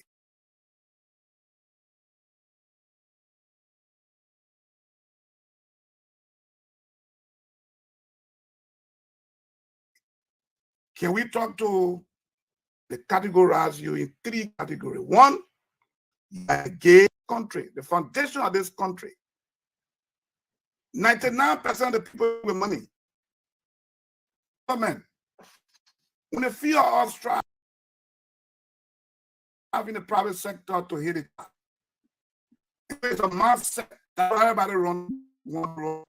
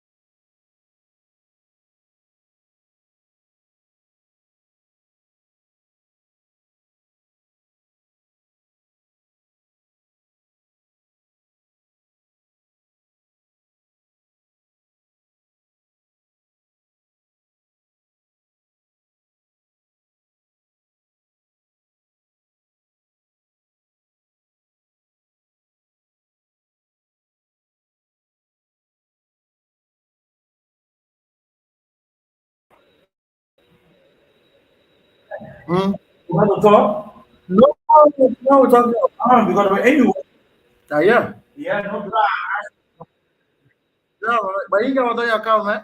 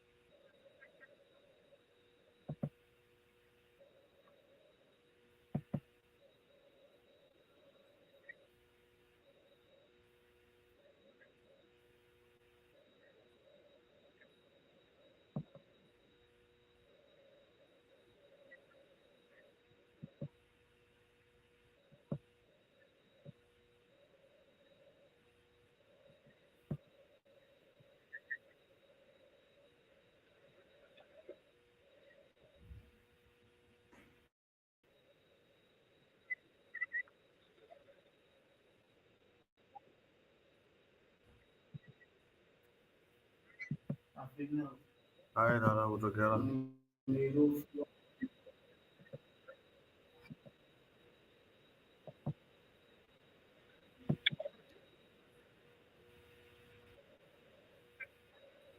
Doma, huh? Doma, I Yeah, pronounce it. Gabriel is my brother. Gabriel is one of those who encouraged me to politics. Yeah. So apparently I know Gabriel very well. Went way back from Danny and everything. So I left for me before we come. Whenever we have guests, I like to do research. And then he started to tell me about it. Then I started to remember. I'm like, oh. And I'm like, oh, but I know this guy. And then he told a very beautiful story. In giving your age, you were just about 12 years old during the war. I see people trying to associate you with a lot of things. But one of the stories he told about Dao, the late Dao, you know Dao, right? Yes. He told me that story, and I almost shed tears when he said that, and when he explained that story. And it says a lot about you. For some of you that do not know this story, when he told to me, was this guy that did you harm. He almost made you to lose your arm, and I think you bear the scar the war today. The scars are on my hand today. I hope you could show that scar more often so people can see that you too are a victim of the Civil War. But my question here is, you forgive Dao. I was told that you forgave him. You remember that story, right? Definitely. Yeah. That was dead now. Yeah, he's dead now. You forgave him, and when you became representative. But my question here is, people are talking about war and economic crime, and you have never been part of it.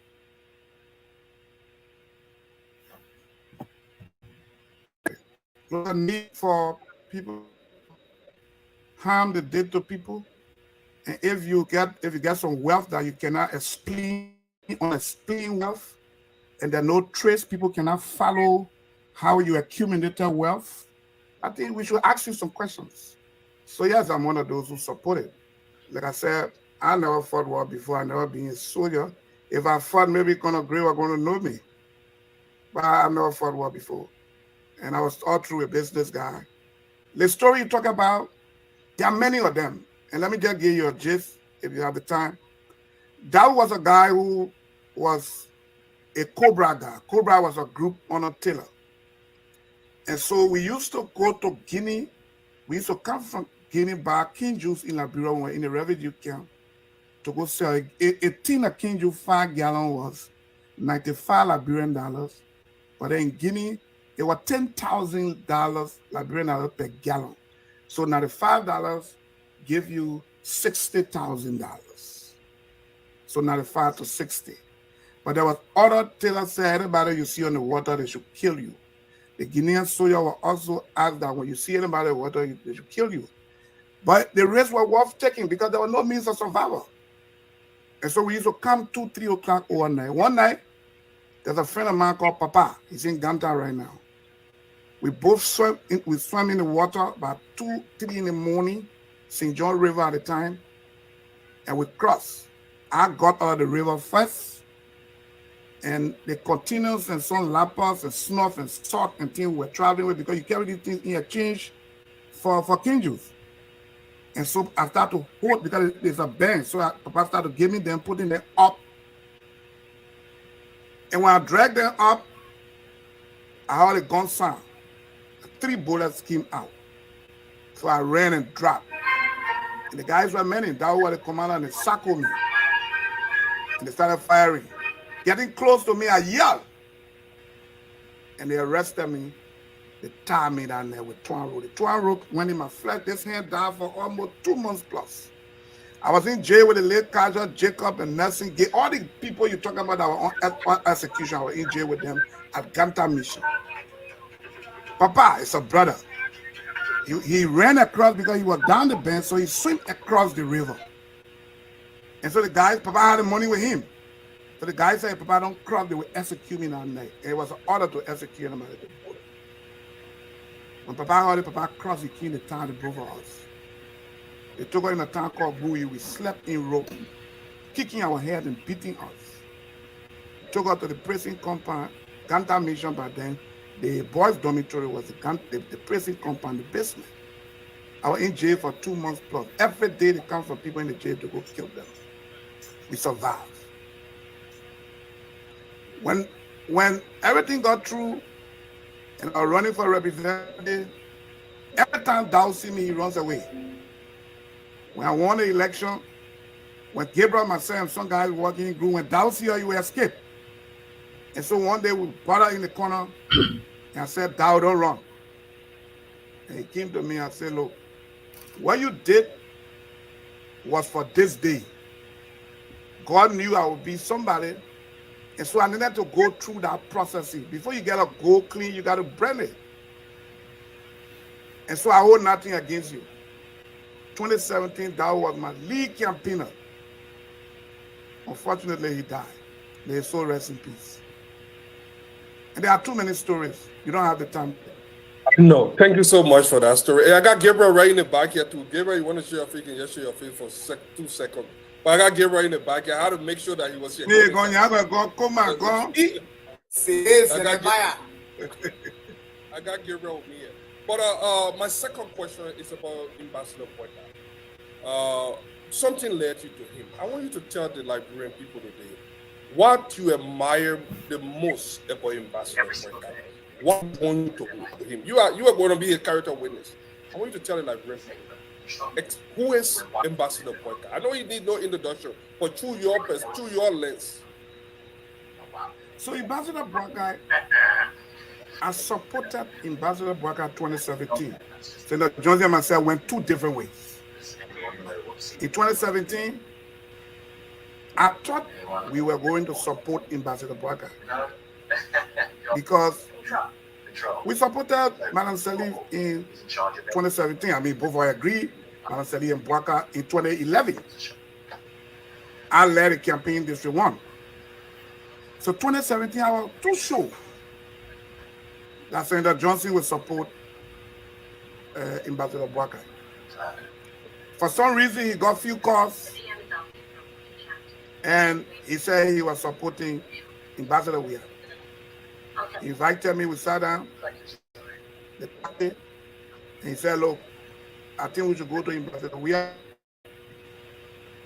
And I said, no, I will not support Ambassador Weah. I will support Ambassador Buakai. He took offense to it. I went my way. They won. And the guy who was sitting there in Uganda today, they both all ran in the 2017 election. One of the ways to punish me was to make that guy sit in there so he can honor me and they respect me. Unfortunately, the guy program, I was there at his program to make sure he was inducted in office.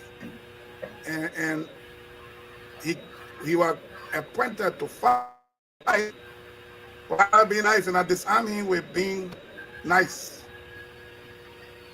And so I supported Ambassador Buakai because I thought I was a kid when Toba, I was 1-2 years old. Toba, 78, 79, 80, he died. But I've read, I've heard from people that Toba was one of the best presidents in this country. He had to move this country forward. He got it because he sat in the back of President Tottenham and saw all the gains they make and saw some of the weaknesses and challenges. I thought Joseph Boakai was the William Arab Toba who sat behind Madam Salih for 12 years, saw some of the mistakes they made and saw some of the gains they made. And he was honest to say there were some opportunities that were squandered. He said that.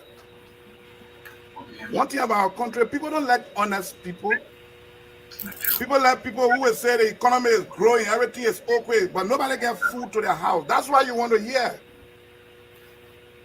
The GDP has gone to 4 point something, but no food, no job, zero. And so Liberia needs to start preparing for honest people. Ambassador Boakai is honest. He was vice president for 12 years. He stayed broke. He will be president for the next 12 years. He will be broke because he will not steal from the Liberian people. That's why I went to him. That's why I accepted him. So there, I see you. Senator Jeremiah Cohn, it's okay, Fadika. We want to say we'll get back to you. We'll get back to you. Yes, real quick, Fadika.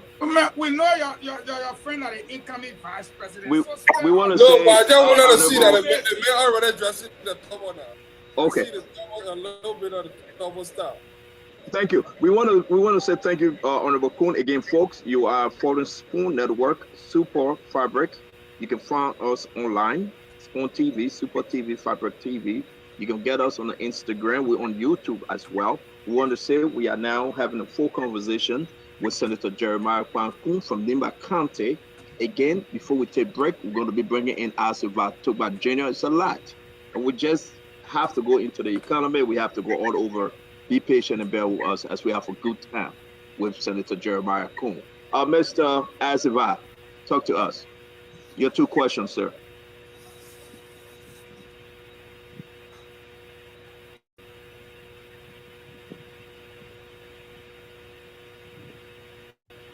I think you are muted. I say, can you unmute, please? Thank you. It'll take commentary from you. You'll be a useless man, Eugene. Good afternoon, everybody. Senator, welcome to the show. To all those listeners out there, we appreciate you because the numbers Spoon talking about over there are serious numbers for people who are listening. So that's wonderful. But Senator, you have been referenced in a lot of instances and situations which kind of draws into question your character. So let me ask you a few of them and see how you can address them. Back in 2020, I believe the staffers at the legislature were calling you Thomas Falah and what's his name? Setuma Morris, rogue, because their compensation, the LD portion, you guys had been accused of taking it. Prince Johnson is on record, on tape, calling you corrupt, saying you stole money as a member of the Ways and a leader in the House with the Ways and Means Committee along with Thomas Fowler, and that has been a constant allegation against you people, not only from Prince Johnson, but from other people as well. And then there was the audio in which you were heard saying, you know, your daughter was vomiting money. You know. Oh, you haven't heard the audio? That's a blatant lie. All right, so we're going, Honorable, we're going to wait. I beg you, please. Isaac, can you, if you have the video, you can send it. We would love to play it. But I show people out there with your question. People out there got a video. I mean, I will go search for it later. But my witness beyond the river. All right, go ahead, Isaac. You have your time, Isaac. You worthless. so Isaac, Senator, you have your time. Senator, you know, those things bring into question your character, you know, how you arrive at your wealth. Because if somebody vomiting money, surely, you know, then have free money coming. Your business practice as well, you know, and in terms of that, your taxation towards government. So just encapsulate that in terms of all those things that call into question your character, the way you have been as, you know, a lawmaker and, you know, as a father, as a parent, as a friend, in terms of your business practices. So let me come back to you and ask you a question. Prince Johnson called somebody you serve as chief of staff to names. I don't want to say what he said. Is that true? Thank you for saying Prince Johnson is a liar in a particular case, but answer the question. The questions are asked. Help me. Because you're quoting Prince as a source, and Prince said to somebody you work with as a chief of staff on that show, live, he said something that I wouldn't say. And so if you can say that true, then definitely you can come out true. The two things are not tied, Senator. Answer the question. Answer the question, Senator. They're unrelated. They are unrelated, Senator. Answer let the guest speak. We'll come back to you. The guest ask me a question. Come back to you. Okay, then we will not have that exchange because you still have your another question left. Protect the guest. Yes, right. Protect the guest. So go ahead, Senator Cole. Thank you, Chief. I respect when I can't have to come to flower boss me. Now, you said people accuse me of corruption. You also said there's a tip that I said my daughter found me money. So common sense, forget about school. If somebody vomiting money and we only need machine to pack it, why do I steal? This is sense. You don't have to go to school. I'm not hearing you, Va. Yeah, but we'll not do the back and forth, Senator. Why not? Why we can do the back and forth? No. But let us discuss. Let us answer the question. I'm saying he's deflecting and asking me. No, it's okay, Isaac. Isaac, you will come back with your second question. I want you and myself. The senator being rhetorical. He's not asking you directly. This is sense. This is not school sense. I'm talking now.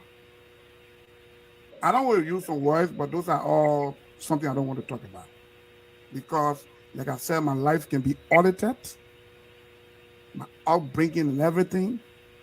Every community I live, all those things I live. No facts and zero. And there's no recalling. Look, my daughter, I got 11 children. The second of them came down with epilepsy when she was 8 months. The hospital I built in Ganta is in her honor. I had the opportunity to move her to America. She lived right in Minnesota. She's there now. In America, that's good health. I had the opportunity to move my daughter there. There are a lot of children in Liberia that suffer epilepsy and no help. I thought to build a hospital in honor of my daughter, the Gerald Esther and Geraldine Medical Center, to help other children. That's why we turned the hospital over to government, and they are helping other children with epilepsy.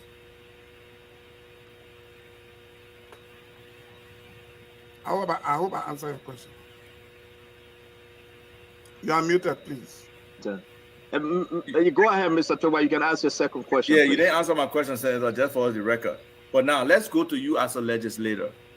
You said you proposed a bill for single currency. And you kind of made a claim about that bill trying to create jobs, which is just totally kind of spatial. It doesn't explain. Anyway, in terms of how jobs will actually be created. So in terms of you as a legislator, and you recognize you make $1.7 million Liberian dollars, 100 times the regular teacher salary of $100. And you say because the people cannot convert that to from US dollars, your pay portion from US dollars to Liberian dollars, so they will not uprise. What effort have you made as a senator to close that disparity and get some equity in salaries and other things so that our people, that little trickle down, can benefit them? We see again like the rates are rising. So those people's salary are just at that level. How do you expect them to survive? How can you sleep at night when the poverty is so like pervasive among the people, and I mean no laws, no effort to really cry the cry for the people and push the agenda? So I just told you, I push a bill. That's the law we wanted. I introduced that law. Thank you so much. Because of the money I made, and I can ask Stanton to put some of the things I did with that money in my district. People there. Senator, again, that's not the role of the senator, though. Those projects, they're not if I got sustainable. excess money, As advised, Senator, hold on 1 minute. Senator, please. Senator, please. Isaac, we will do rounds, 2 questions each, and we will give chance for him to answer. We will not do. So Senator Kuhn, please go ahead. So I was saying, look, the first thing I met the salary there. To call it down, it required law. I was one of those who sponsored the bill to cut down our salary. In the Senate, the guys were making, I think, 10,000 plus, and it came down to, I think, 8,000. I was one of those who pushed that bill.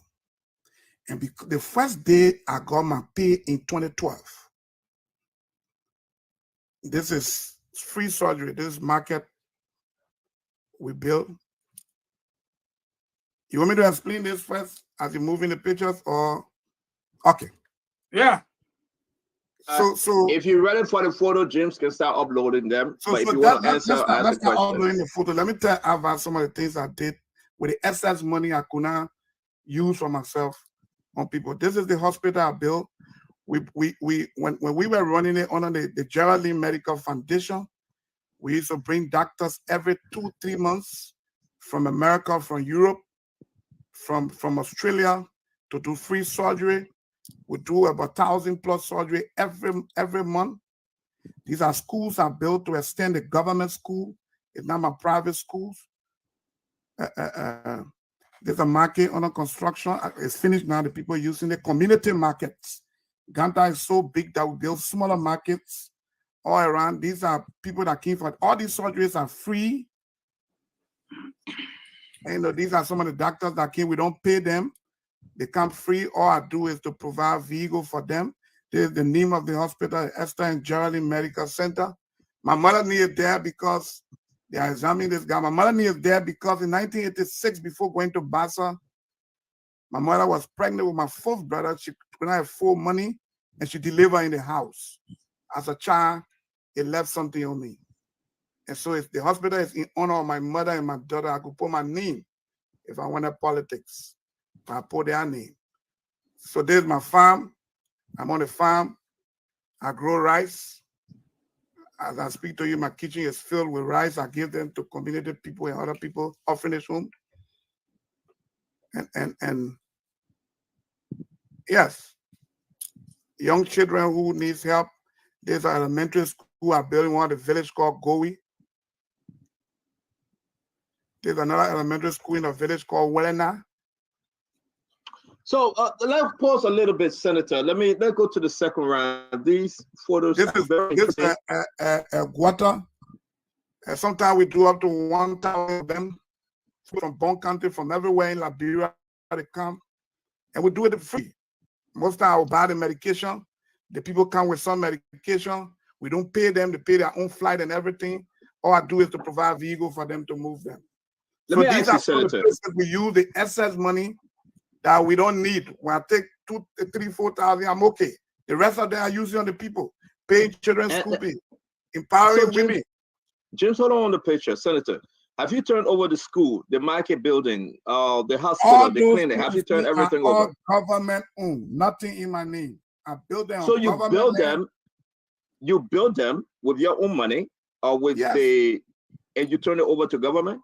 Yes, with the exception of one of the market. One of the market was built by a lady support, which is Liz. Liz built that market.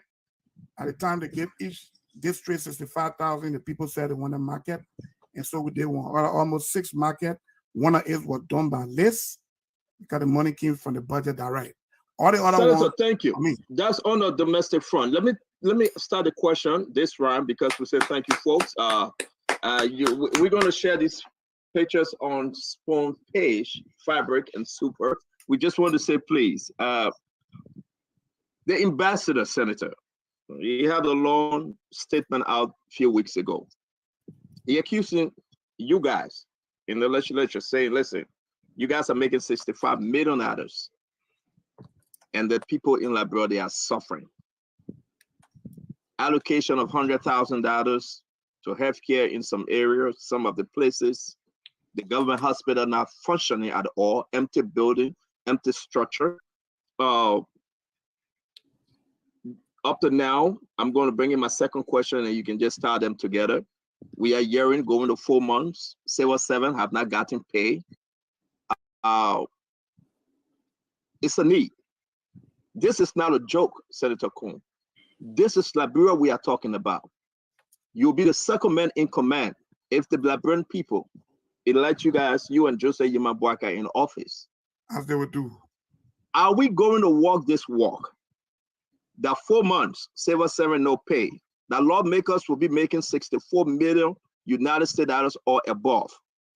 What are your plans and the discussion you'll be having with Joseph Yema Boakai that the Liberian people can have more? That one. So Stanton, let me say this. The first thing, the way our budget is formulated,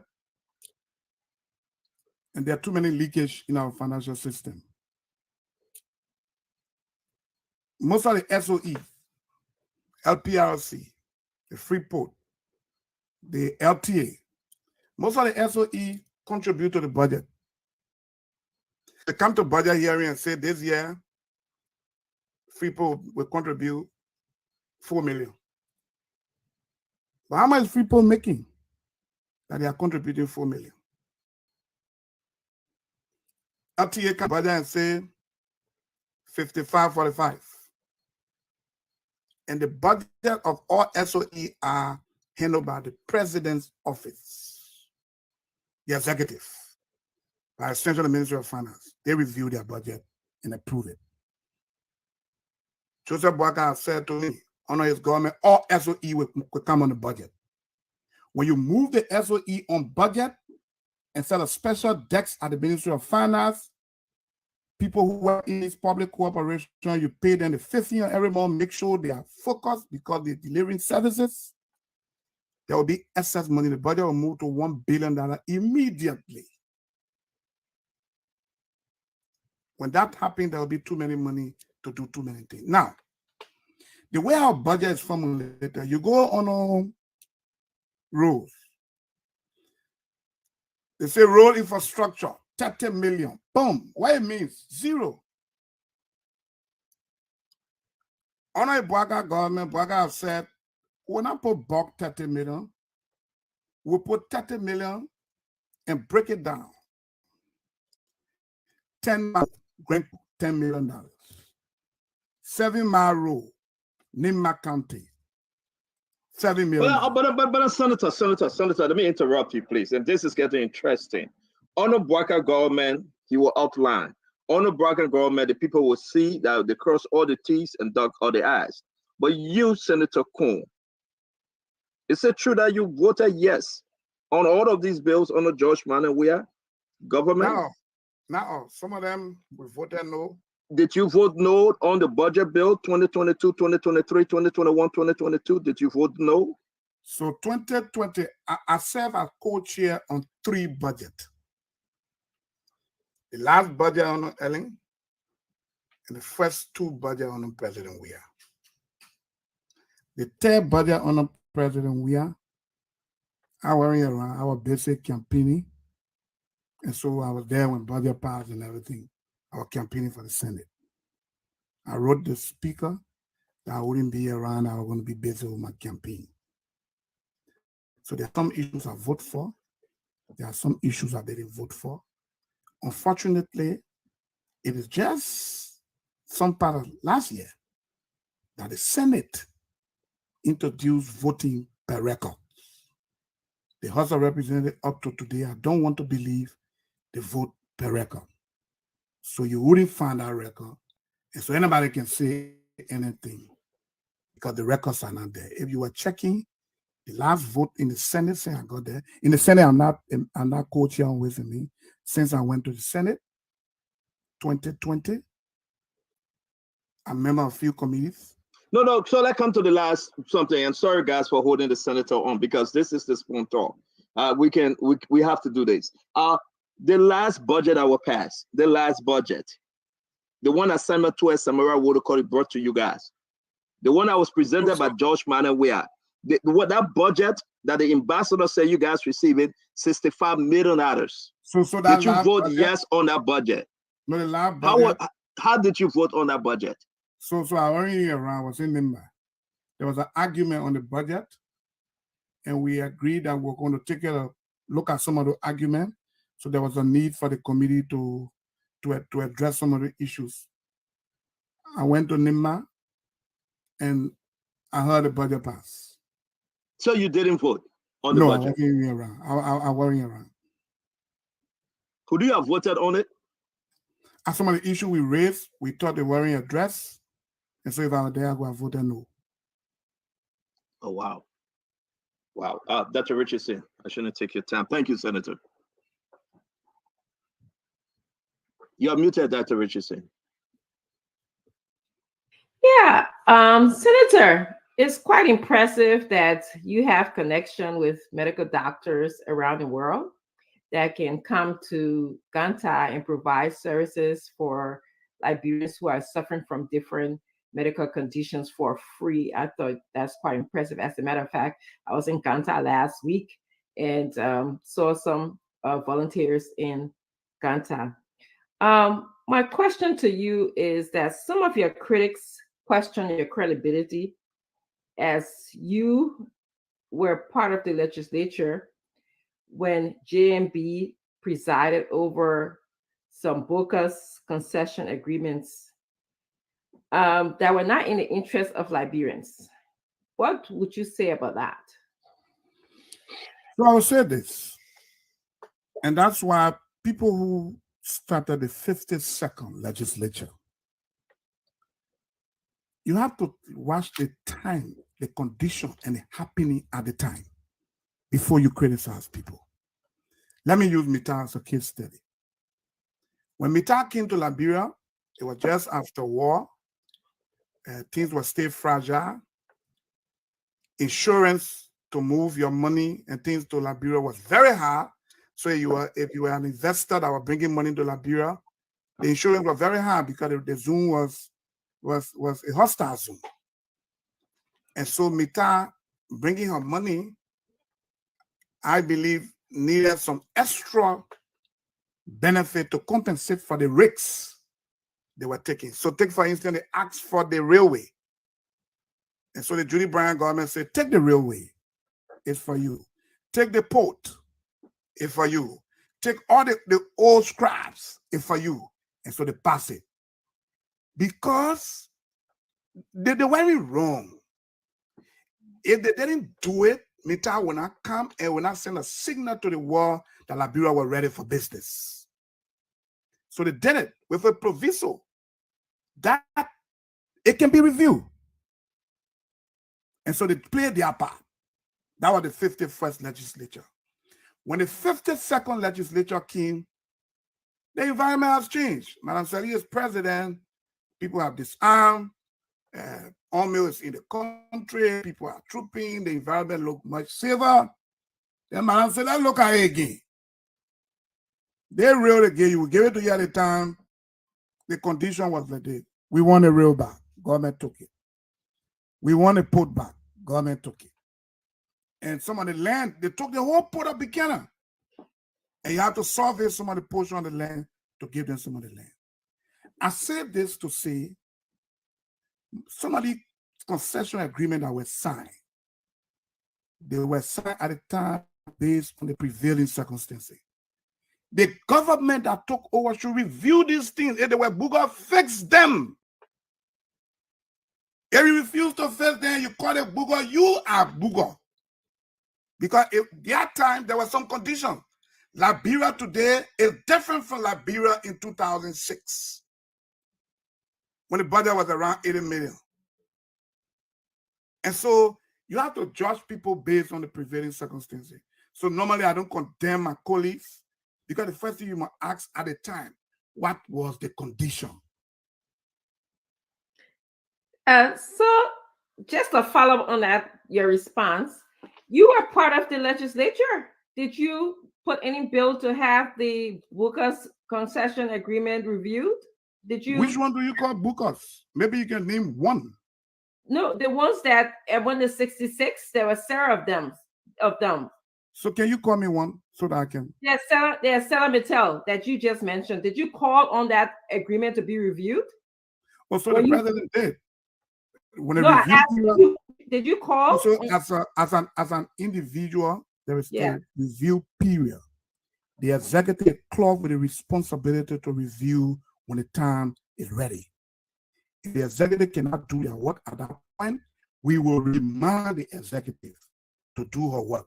Fortunately for us, the executive to do their work? Yes. Okay, all right. I will follow up. Oversight to follow up. That oversight, it means, why you didn't do this? Why you did it this way? You should have done it this way. You need to do this. That's why we call oversight. Okay. Now, unfortunately for us, Madam Salif and Ambassador Boakai knew the time, and they did our work and presented to the legislature. And so it required work every day.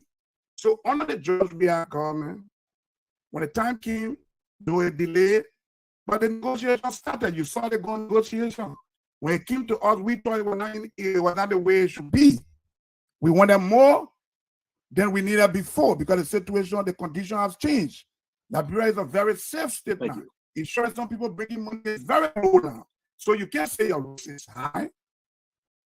So we rejected it, and discussions are still going on.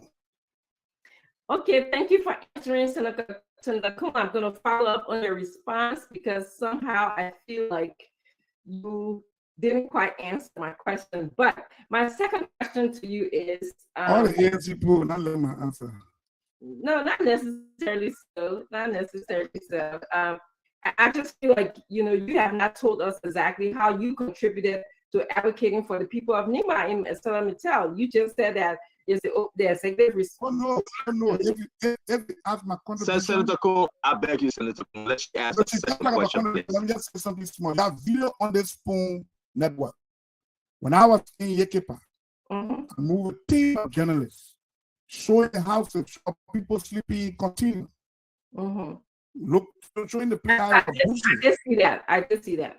Thank you. So that's my work. My work is to go out and say the things that are not being done. Remind the executive you need to do your work, because I don't control the court, neither do I control the police. I'm not a justice, so to do their work. Yes, I want to move on to my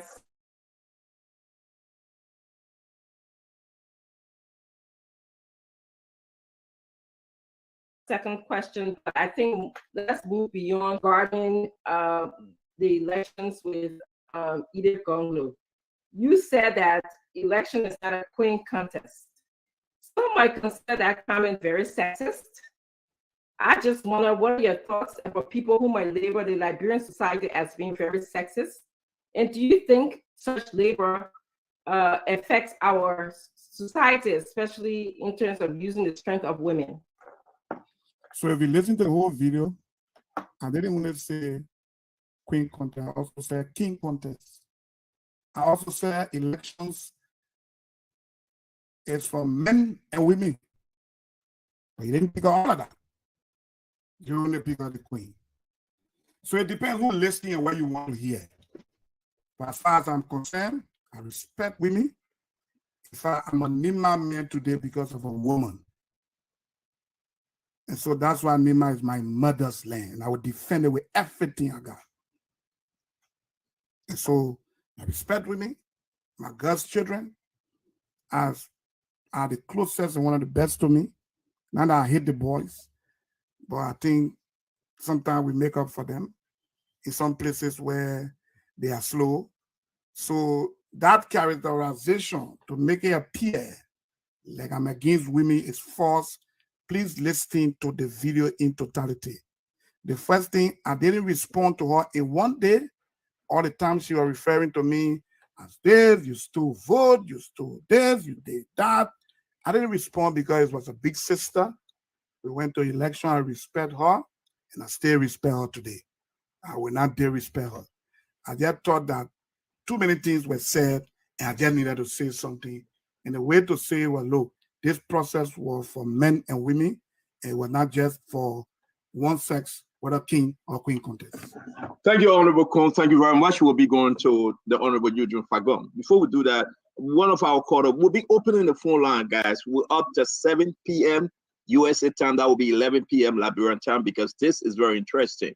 What makes Joseph Yima Boakai different from Mr. Alexander Cummings, Tewon Gonglo, Simon Freeman, Mandela Cooper, and the rest of the opposition? One of the caller would like to know, real quick in 30 seconds, sir.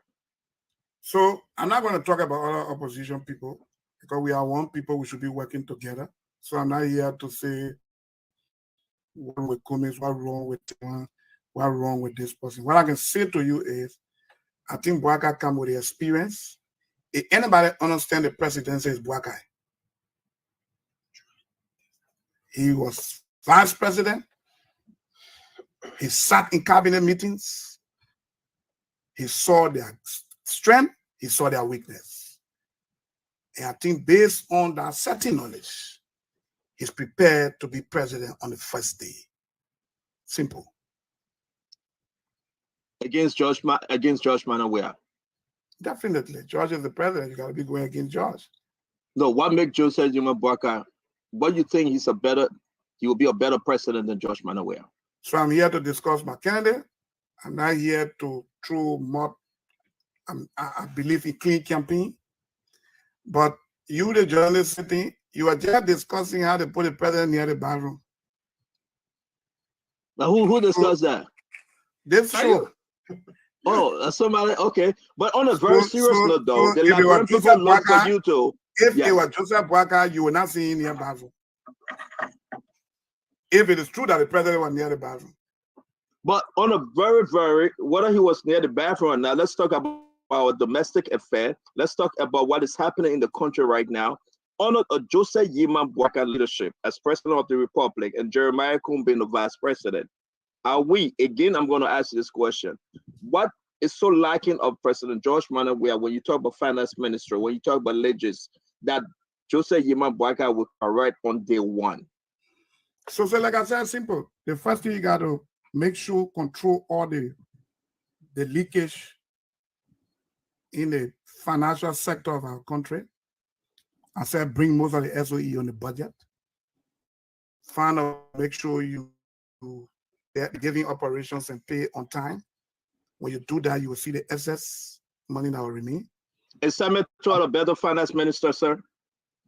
So if Samuel Tuah was a better finance minister, then the economy should be moving well. I think we need to do it a different way. I love that answer. Fagon come in, from there we'll go to Fadika, Irami Gray, and Azifa. Thank you very much. Your answers speak value, and I don't want to waste time. Fagon, please. When I come to Fagon, then you bring your face to the camera because you want to see what I will ask. Because I got to control you. Azifa telling me to control you right now because you're too hyper. Azifa to buy in fourth place. Answer that, my man. But anyway, let me ask my question now. we're hearing lots of rumors. We're seeing the mudslinging and what have you. We're seeing the high-speed chase on the part of other candidates for VP pick.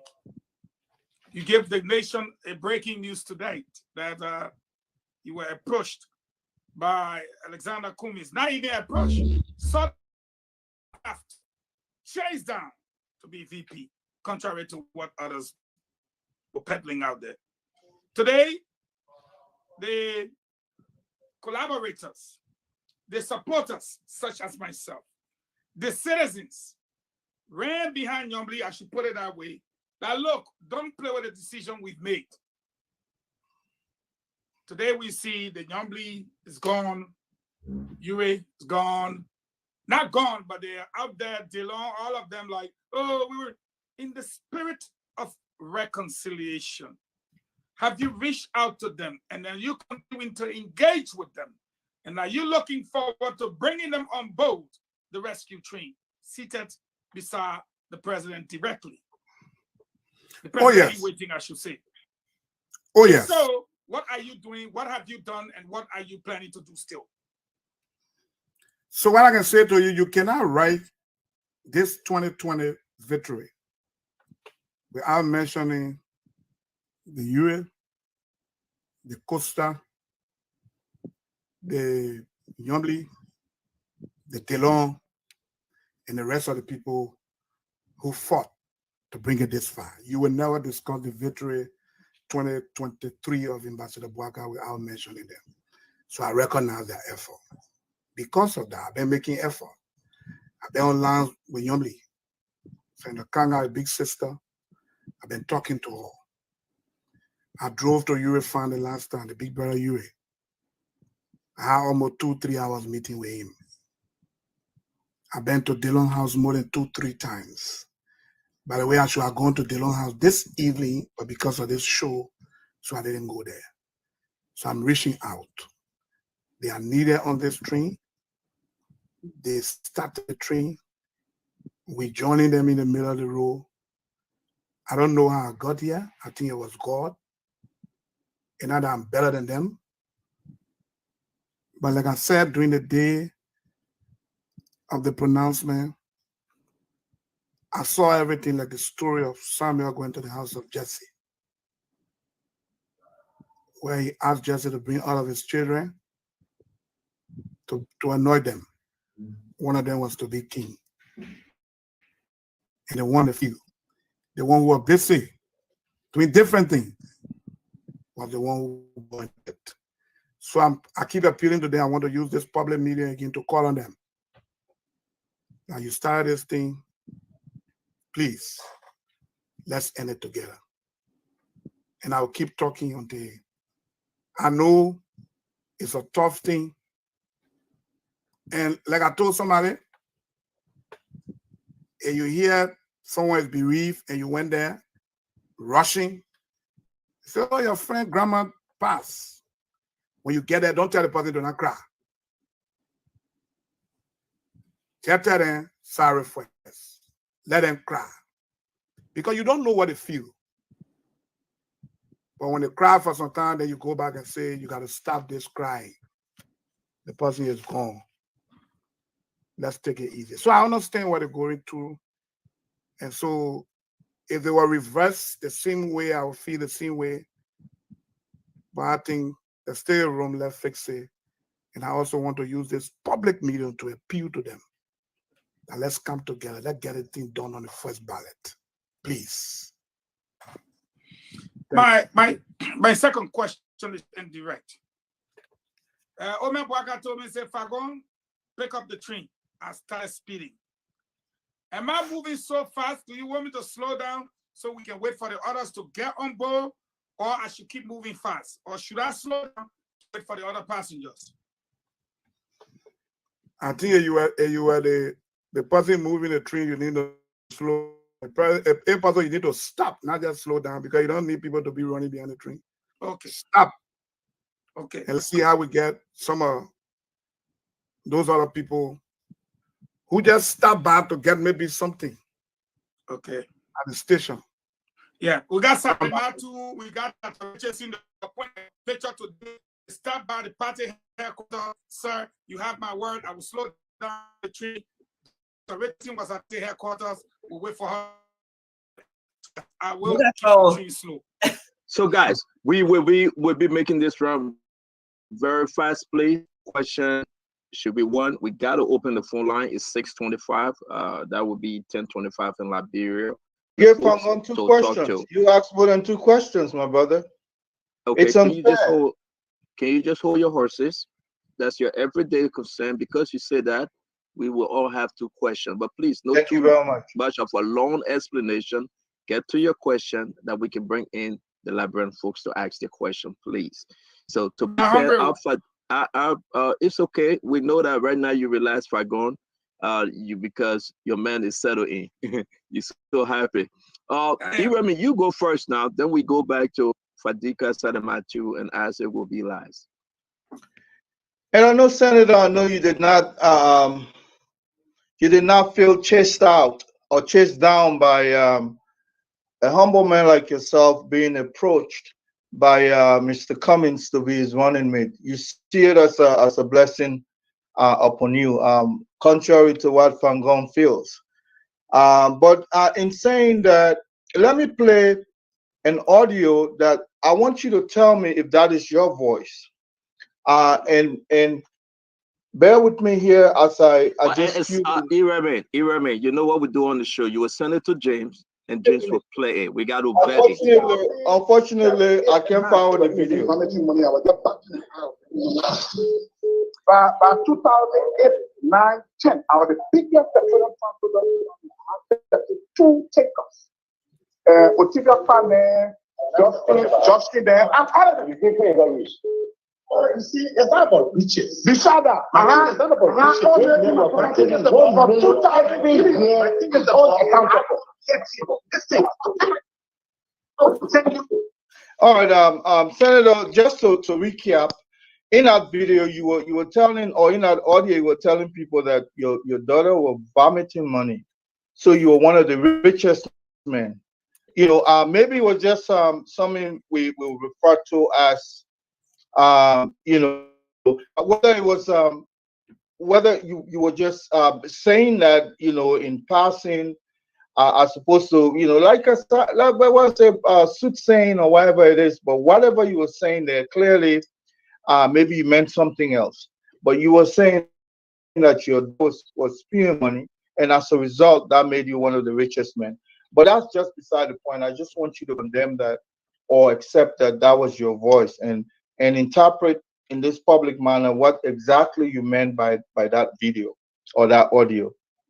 So the first thing, there's nothing in that video or audio that said my daughter vomiting money. That's a black lie. People try. Maybe you're looking for something, you can find anything. The reason why I gave the whole of last week, because I thought you would find something. Unfortunately, you got nothing. Now, if you listen to that video, I'm calling people names. I said I had the biggest petroleum transport company in Liberia. I had 32 tankers. There's a guy in the States now called Octavius Pan. I can give you a number. When I was leaving the petroleum market, I sold some of the tankers to him. There's a guy called Justin Morris. He's here, he worked at Lace. I sold some to him. I was transporting for Total, I was transporting for Petrol Trade, I was transporting 75% of the petroleum that went to NIMBA, crediting young people. My interest was the transportation. I had Omil in my house from 2003, paying me $10,000 US every month up to 2014. I didn't eat that money. I don't go to club. I'm not a guy who lavish. And so all my life, I make sure that every opportunity I get, I use it for another opportunity. So I kept investing. The records are there. We can show you trace of how we got here. Bring any auditor from America. I would drive them through, take them to the bank, show them transaction, and tell them what it look like. So my life can be audited. There are witnesses everywhere. So you will check everywhere, you will find nothing. All you will create is just computer doing all kind of things. Just these days, people want to lie on people because you got nothing on them.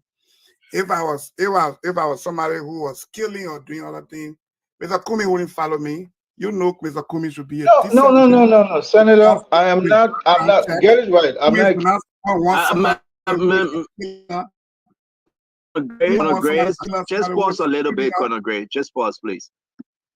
So unless you don't trust Mr. Kumi's judgment, but Kumi and myself started talking from November up to April until JMB picked me, and he had done a lot of research on me.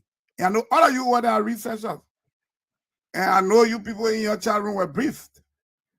So unless you say he don't know who to pick and he might pick somebody else again who come in causing problem.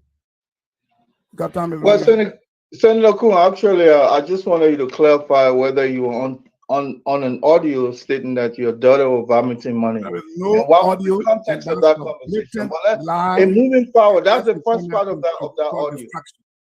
In moving forward, you clearly, maybe Mr. Peabody, Stanton Witherspoon has said it.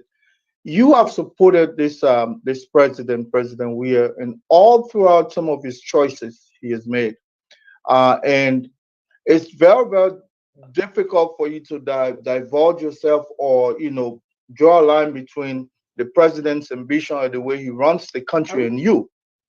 But let me ask you this: how would you grade this Weir government you have supported in almost all of the legislation you've proffered or being part of? So the first thing again, there is no record. That's a myth. You can prove no record that I voted for all, because most time up to today in the House of Representatives, and like I said, it was just last year we started voting on record. Now, there's some rumors around all the men supported this. God, man, he seemed bad with it. Let me tell you how I became listening. It was a power sharing leadership of legislature. Prior to the runoff, after the first election in 2017. And so Prince Moy, myself, and few persons met to talk about the leadership of the House of Representatives, because our kids were done and we're just thinking about the presidency. So we had to reach out to the CDC guy, the Lexar Akaras Gray, the late Mona Penna, may also rest in peace, Sir Joseph Tomofala. We're all colleagues working together, but we're on two sides. I was supporting JMB, they were supporting Weir. So we came together and said, look, let's talk about the leadership of the legislature. We have about 30 representatives retained, plus or minus. How do we manage the leadership? We agree in our meeting that, look, let's go to the runoff. Let's agree that the person who wants the presidency take the speaker. He who lost the presidency takes the deputy speaker. And let's split the committee based on the two sides, the winner and the person who loses. We agreed, and we went to the election. We are won. We lost. And so we knew that we were settling down for deputy speaker. So we made a representation to Ambassador Boakai, all of us. That, look, we had this meeting, and we think we want to work with the guys on the other side to set up the leadership of the House of Representatives. I remember Ambassador Boakai gave each of us $2 US, the old US dollar note with a big head. Each of us, I still got that. And said, President Weir is a young man, you're giving a chance, support him. We left that meeting, and Greg called us that there was a meeting with President Weir so that we all talk about the discussions we're having. We all went to Jamaica, all of us. I remember in that meeting, President Weir said, look, the Unity Party people, the opposition people have agreed to work with us to form the leadership of the House of Representatives. Those of you in the room who disagree, please leave. If you stay here, it means we are in one accord and we should agree with one another. We agree on meeting. The speaker will take the chair away from me because away from me is the final minister for the speaker. The opposition will take the deputy speaker and the deputy away from me. The opposition will take the chair and rules and order, and the ruling party will take the co-chair, and we divided all the committee based on the both sides. So it was a power sharing leadership. We also agreed that whosoever any side put up, don't question your friend. Those were rules we set. What? All of us were qualified to be speaker. All of us. Once you are elected by the Constitution, you are qualified to be speaker. The CDC side brought Buffer Chima. We went in our cluster and brought Prince Moy. Our two leaders sat down based on what we have. Prince Moy made our list. It was Prince Moy who put me as co-chair on Ways and Means. It was Bob Chima who brought Tomo Fala as chairman on Ways and Means. But Buffer needed to announce that list when the list came together. That's how I got in that position. I didn't get in a position because CDC was my people or CDC wanted me there. No, I went there on the opposition slot. So let's stop this thing. The main bear with CDC from where I sit at the time. Everybody will talk to me. And we're not forcing, we're not fighting. There's a government. We're vast. If the president don't do it, at this kind of time, the only thing we can do is to go to the ballot box and move the president. It's not about fighting. We fought too much in this country. We don't need to fight. Let's be civil, respect one another, go to the ballot box. Who wins, wins. Who lost, fine. And let the other people try. Thank you very much, the Honorable Jeremiah Kuhn. I'm going to bring in Alpha Diga. Let's do some switch real quick. Folks are telling me I should keep you for last. Let me bring in Aziva Togwa Sadamatu, and you will close us before we go to the phone line, please. Aziva, your two questions. Aziva, you don't make confusion again. No, my middle name. I like trouble. Okay. Fagona, yeah. No, Senator, on a serious note, on the economy, I just wanted to understand something you said earlier. You said GDP is 4 point something. What does that mean? No, that's throwing numbers. I was throwing numbers. Oh. On a national platform here, Senator. He never said that. No. How you say he never said that? Fadika, do not interrupt me, man. I weren't asked. He just said. You always want to find something to wrong with when there's nothing. I want the people. It was hypothetical. We all listen to him. All right, so guys, one at a time now. Let's make this thing one at a time, please. Somebody asked a question on. Okay, I was speaking about Ambassador Baka being honest.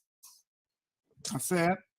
He was honest to say we have some opportunity that we squander. And so everybody ran with it. And so I will also say, you have a government now that say the GDP is 4, 5, 6, 8. But people don't have food. So the question worry about GDP, I was just doing an analogy. I just wanted to clarify. Thank you. My first question on the economy. All right. So today, Liberia has a debt of more than $2 billion. When it's government in $855 million, they have added $145 million to the budget. I mean, to the debt. And you all have in that legislature, and you guys got to approve those debt.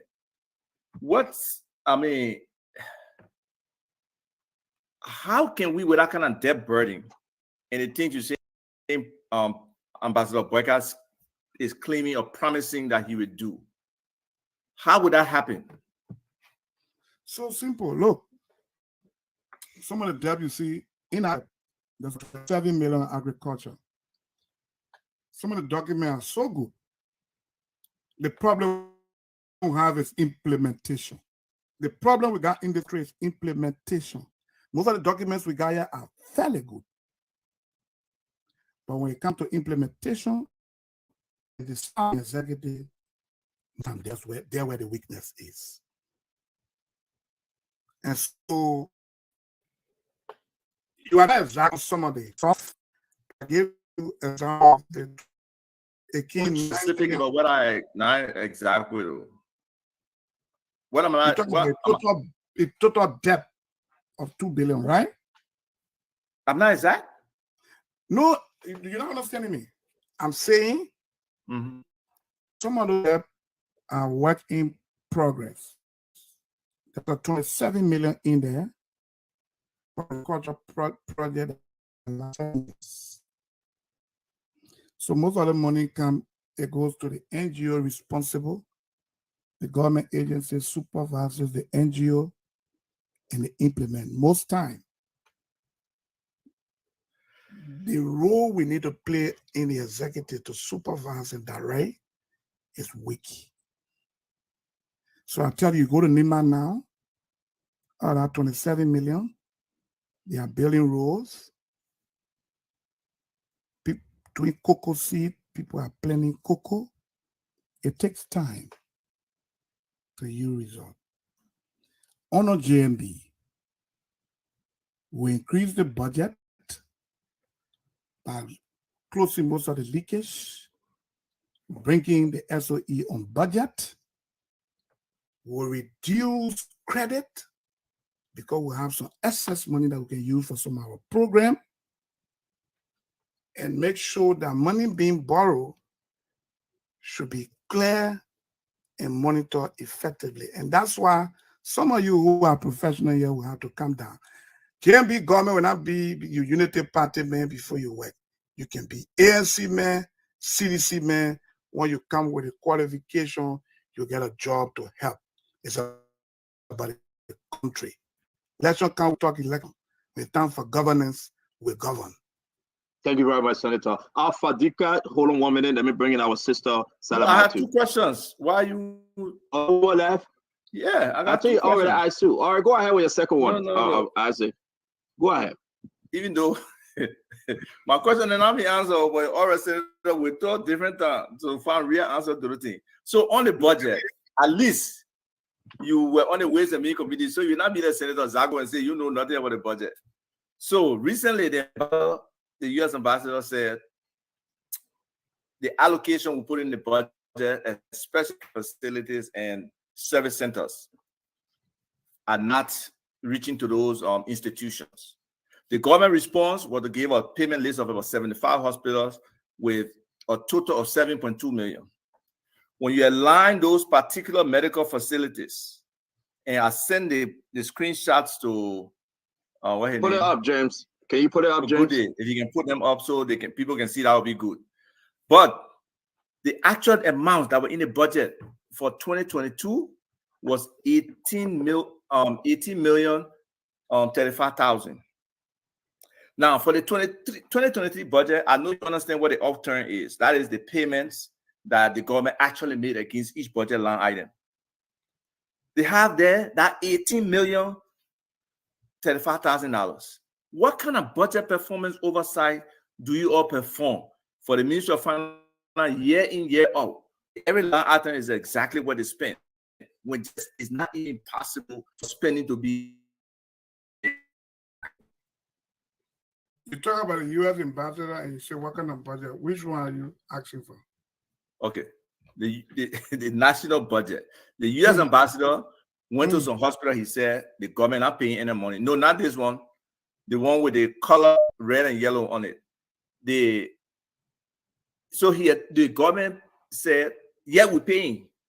They showed the list with 7 million and change. Okay? So those same facilities, and now they pay for 22. Those same facilities in the budget, the total for those same facilities. Okay, I got you. Okay. I got you. So your question say there's a 7 million payment against 18 million, but there's a 18 million out 10. Am I right? So you see, so yeah, you can put that. So this column, the GOL payments, because that 75 items, it will come to the total of the first GOL payments, it will come to 7.2 million. The fiscal year 2022 budget is 18 million, and you can show the third or fourth one will show it. Now, this is the difference between what government say they paying these people versus what they really pay. In the 2022 outturn, they're taking those exact amounts as if to say that what they pay. And then they put the same, basically close to the same amount for 2023 budget again. So what kind of performance you're really doing in terms of oversight on the budget performance?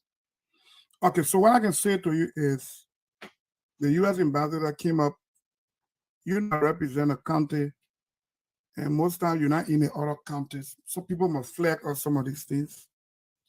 Unfortunately, some of the ministers or some of the people who are in charge are afraid. So they pretend that maybe they got it. Because if I was a minister and see that I will pay $7 million and that's a $18 million out there, I will raise the line, you didn't give me the money. Now, what I can say here about this particular subject, we are going by next week. There could be some factor. Maybe there was a budget shortfall. If you book $18 million to health and you projected a $800 million budget and you raise actually $7 million, there's a naked analysis. Most time you recast the budget and adjust the number. If they say they pay $18 million and only $7 million can be seen, then we have to probe in and see how we ask the GSC to move in, audit it, and let's get an audit report, debate, and send it to the president for prosecution.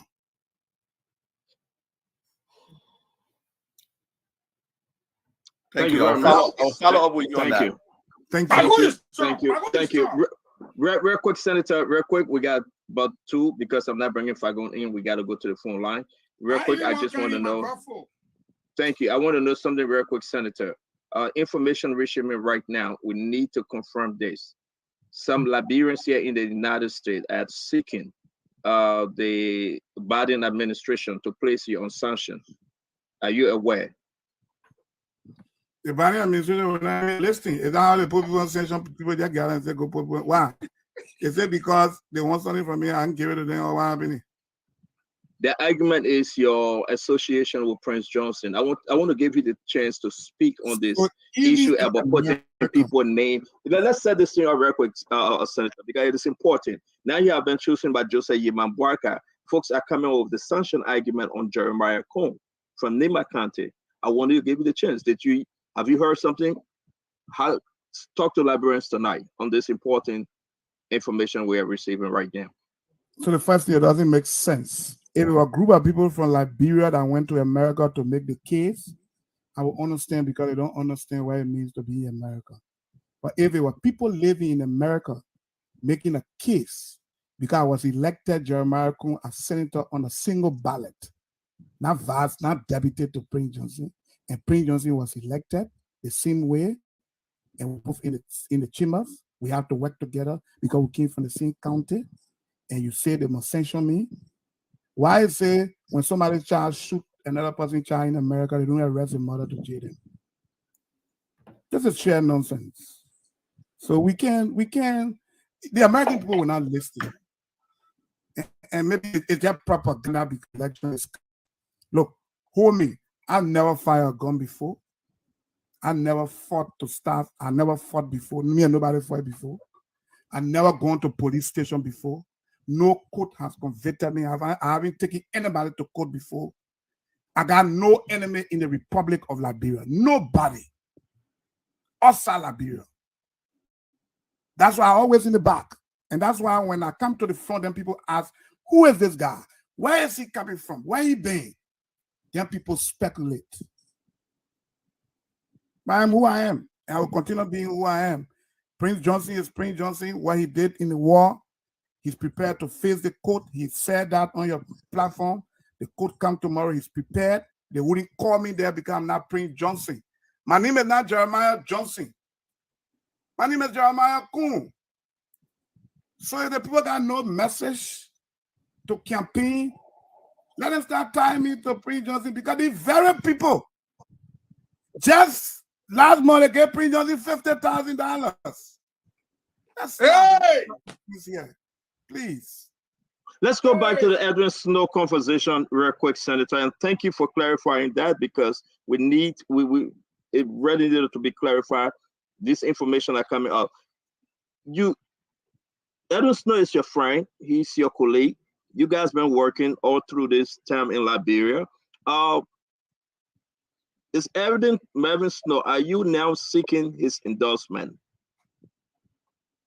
Oh, definitely. Look, if I had the opportunity to speak to the president, we are asking to endorse Ambassador Boakai. We want to win this election. We're not enemies. We'll talk to everybody, anybody who can listen to him.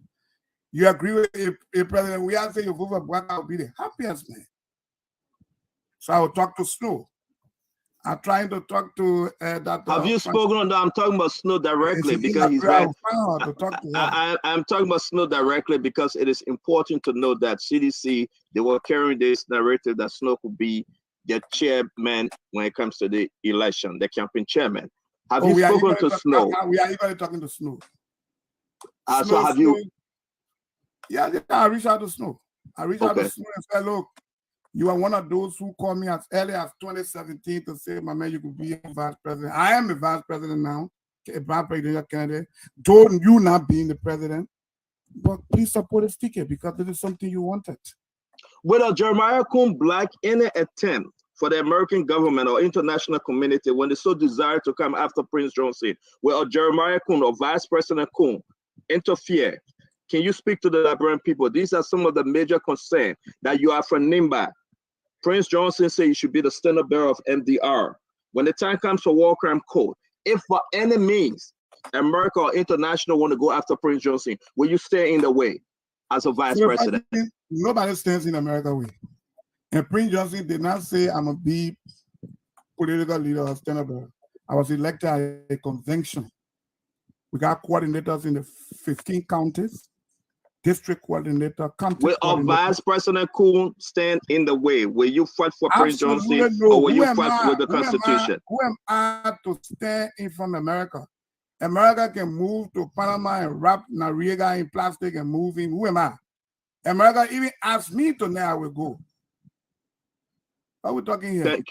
Thank you very much, Senator Coon. Salamatu and Alpha Diga will take us to the phone line. Thank you very much, Senator. Okay, and once again, my apologies, Senator, that I had to hop off the call. My first question, you said immediately after you were called by JMB, you went to Snow's farm. It's interesting to know, why did you go to him first? That's my first question.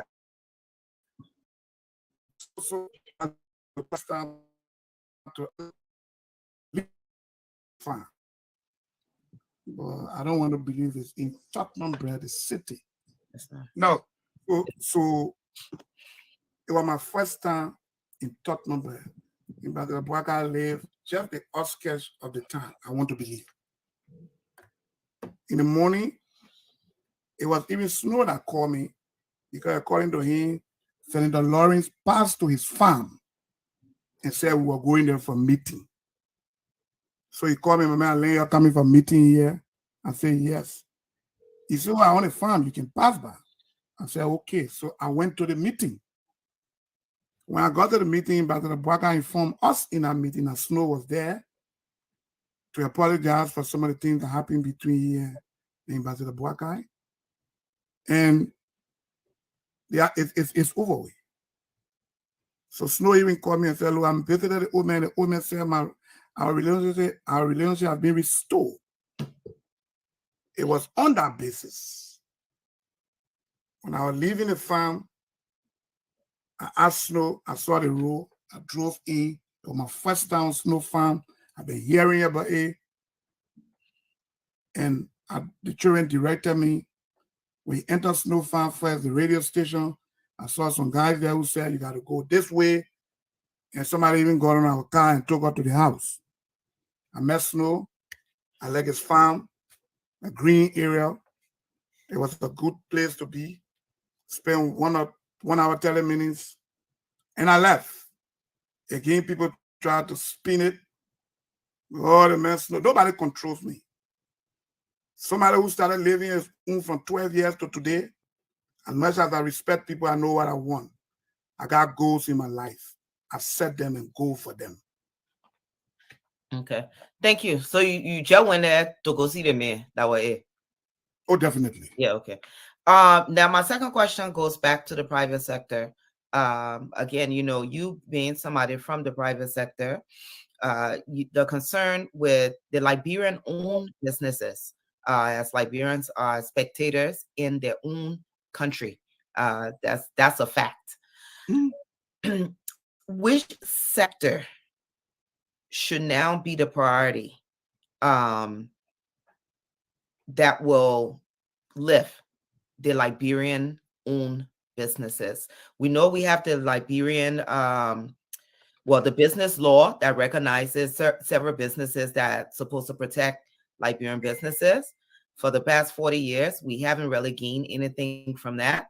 So now going back now, as somebody from the private sector, knowing that the Liberian businesses are pretty much in danger, which sector would you say should be revived or should be the priority that will pretty much uplift Liberian-owned businesses specifically? So almost all Liberian businesses face challenges. One, to jumpstart a Liberian business and to create Liberian millionaires, the first sector will be electricity. Electricity drive too many things. Whether small factory, whether you're making your cold water, you're producing bottled water, juices, electricity. I believe government cannot distribute electricity in Liberia. We'll be here for the next 1,000 years. In America, where you live, private companies run electricity. And so when you want them, they are on time. Break Maserati down. If you don't have somebody that can take the whole Maserati. 4 or 5 zones. Let Liberians apply. Put 4 major meters at the 4 zone. It's at the matter to control Painesville. We gave her the contract for Painesville. Government only generate electricity. So it means the staff at LEC will reduce that staff to keep technical people. Some of the people we're getting out, we expect Salematu to absorb them in zone 1. We expect Fadiga to absorb them in zone 2. We expect focusing on the platform to absorb them in the 4 zones. So we're not putting people on a job. Their work is to distribute electricity. If we have a meter at the entrance of Painesville, at the end of the month, electricity is 1 cent per kilowatt, for example. And we read 1 million kilowatts. All LEC need to do is they have to go there and calculate 1 million kilowatt down 1 cent. We built Salematu.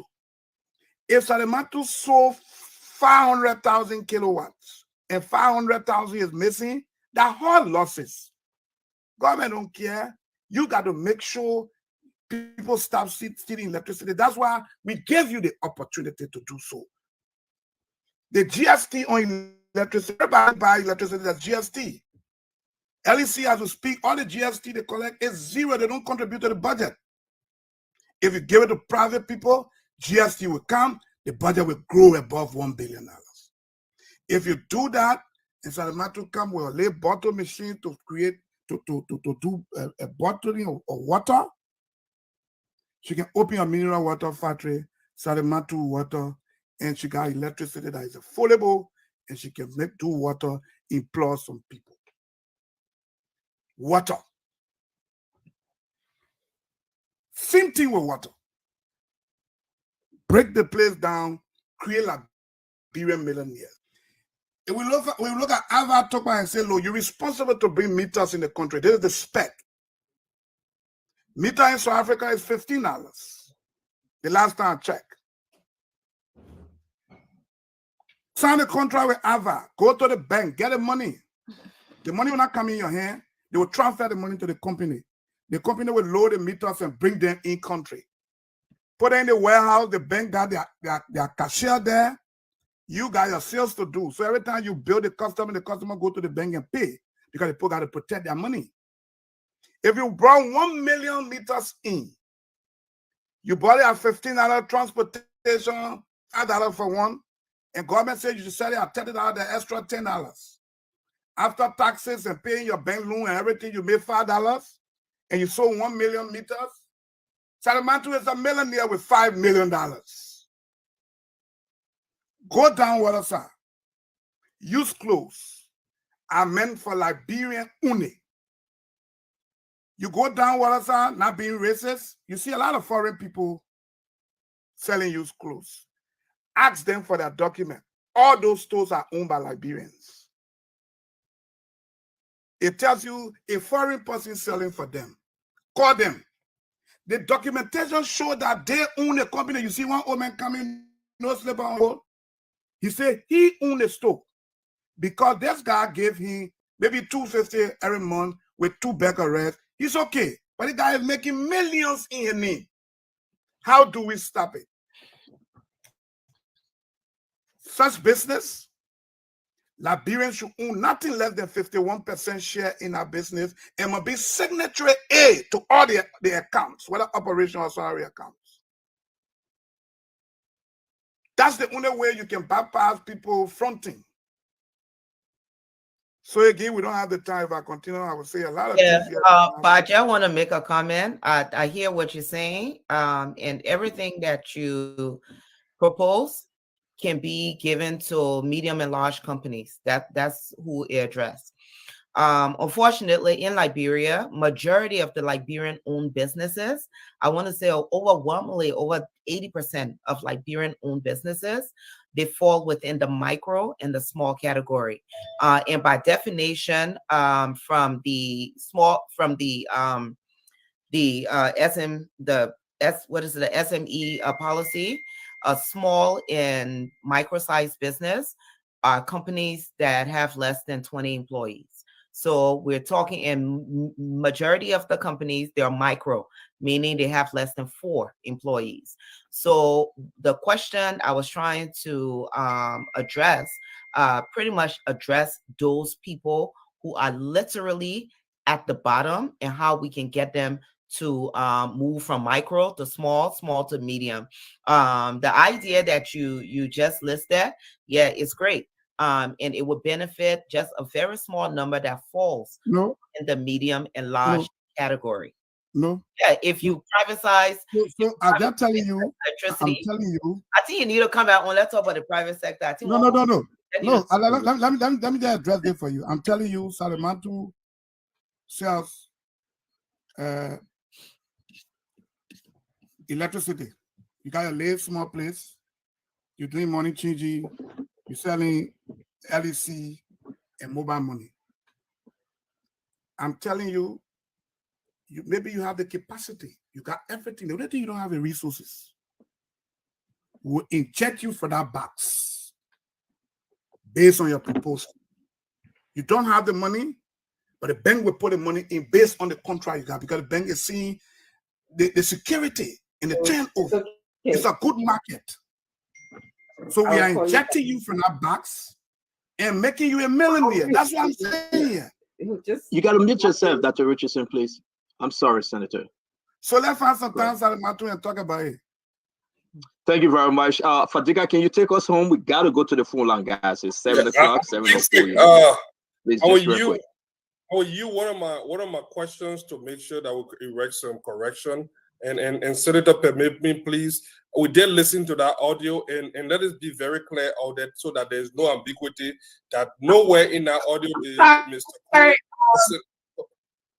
No, they are missed the beginning of the audio. No, hold on, guys. Guys, hold on 1 minute. After Fadika, because please. Go ahead, Fadika. So my first question, I'm going to use it to make sure that there was nowhere in our audio did we listen that Senator Coon mentioned anything about dollar vomiting money. We don't want it to be very clear so that it's not ambiguous. Edmund Gray is here, so Senator. Do you want me to replay it? No, we are not doing that. We are moving on, folks. Senator, I hope you could make that verbalize it so that we do not have any ambiguity. I know what people had it. But Fadika, sometimes you don't respond to share Can you nonsense. unmute me, please? Yeah. That's You can nonsense. It unmute doesn't make yourself, sense. Dr. Richardson. I told you, my grandchildren live in. I got 3 girls in Minnesota. I saw the picture just now. I know. So I just wanted to put that out there. The next question, and my question will be short and easy. Hold on, Fadiga. Dr. Richardson, you are muting and unmuting yourself. So unmute yourself now. Let's hear you. No, I'm not. I'm not even. Yes, you. But I don't know what's going on with your device, Dr. We Richardson. can hear Now you. We can hear you now. Hearing you now. Now you're muted. Now you're I have unmuted. Dr. Richardson. I'm not even touching.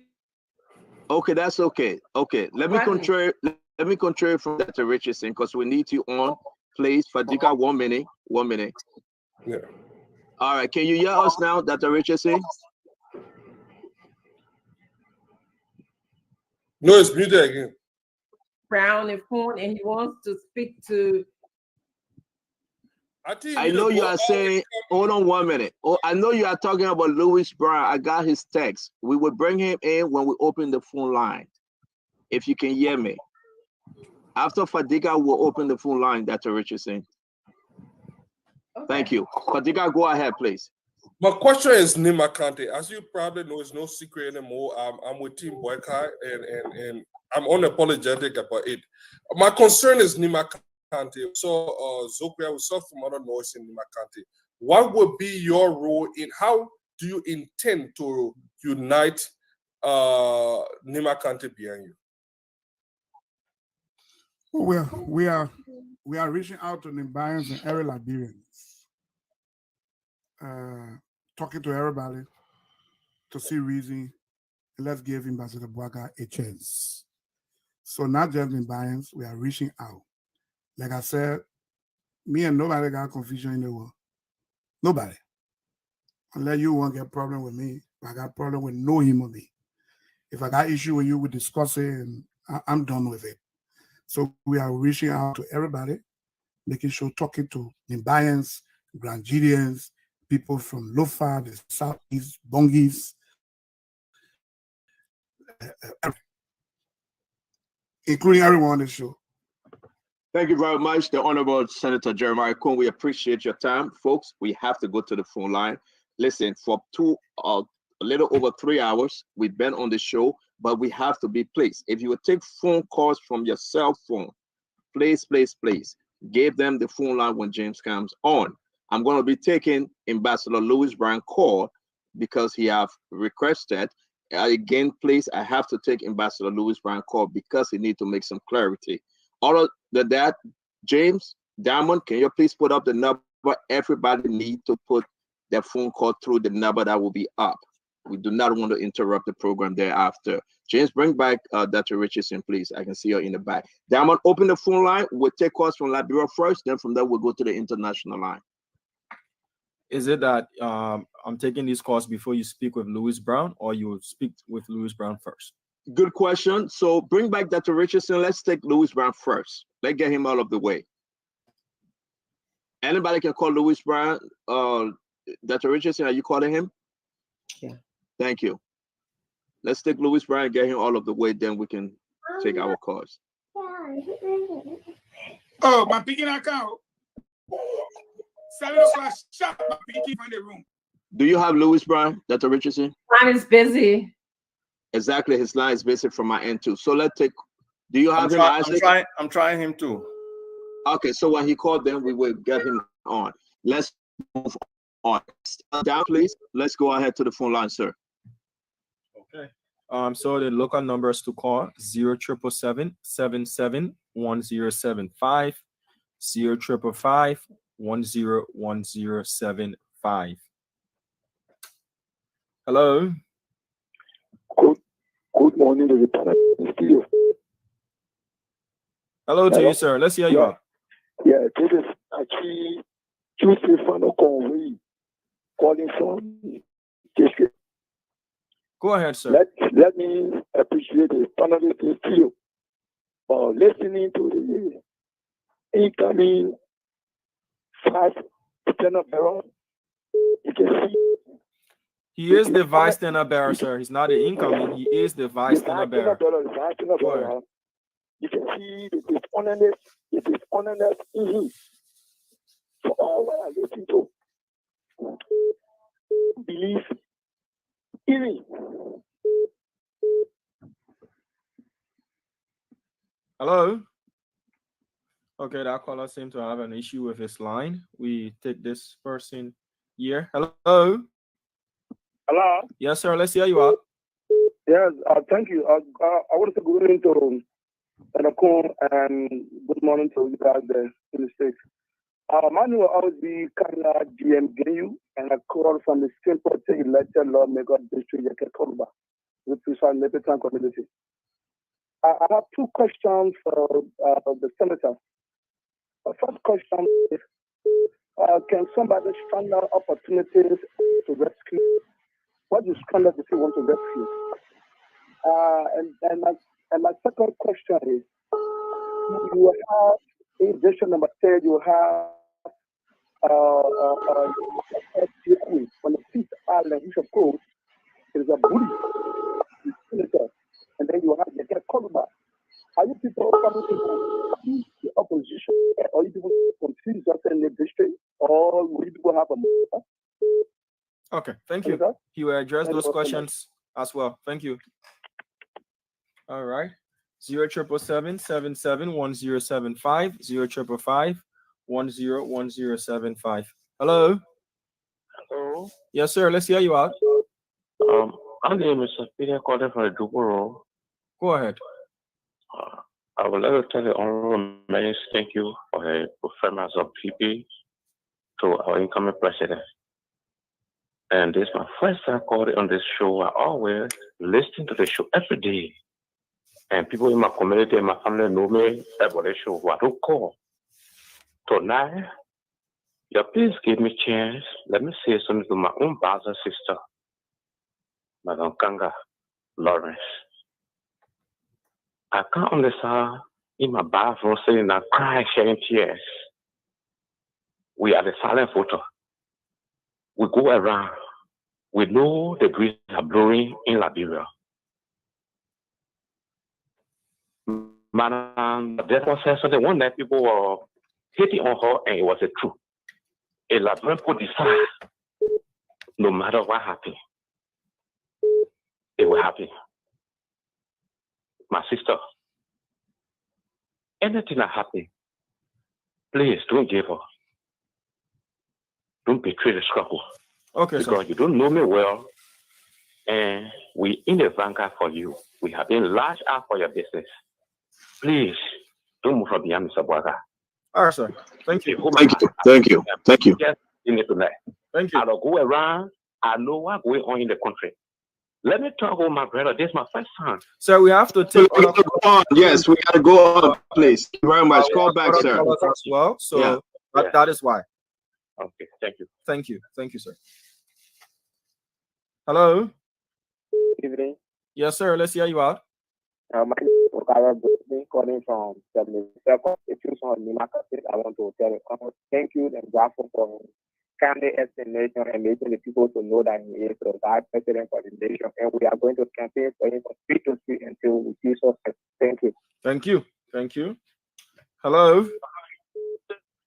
Hello. Yes, sir. Let's hear you out.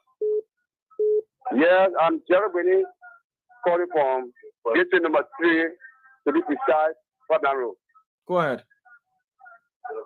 Okay. I want to say something, my people, to the family, or everybody that is down, including to Jeremiah Kuhn. What I want to tell the Liberian people and tell you guys that in studio abroad, Liberia, one of the three talk. Joseph Bwaga accusing Jeremiah Kuhn to be a running mate, to be president for the republic, and he will be the vice president. 4 years, we Liberians who are talking, but to implement implementation as a problem we are facing, just because you won't get your power. So I don't know what else. Because I'm sitting with Jero Jowia, and you're saying with Insa. Yeah. That is the same thing. Yeah, you see Pagoda there. The same video here. So let's move on to the next. Let's move on to the next caller, Diamond. Let's move on to the next caller. But All right. But whether Let's move on to the next caller, Diamond. All right. Thank you. Thank you there. Let's take this person on. Eugene Fagon won't be vice president. Hello. Thank you very much for the program. By the way, my name is Farika.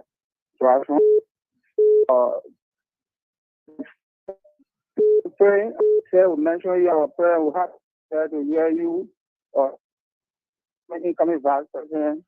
To the point, my studies in this country has some small or less for the yes. She has set back, and today we see her continue to put herself as it will say Labro is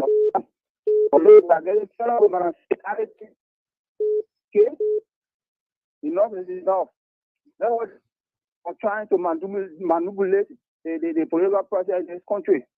Again, to Yami Kanga and other folks, as they've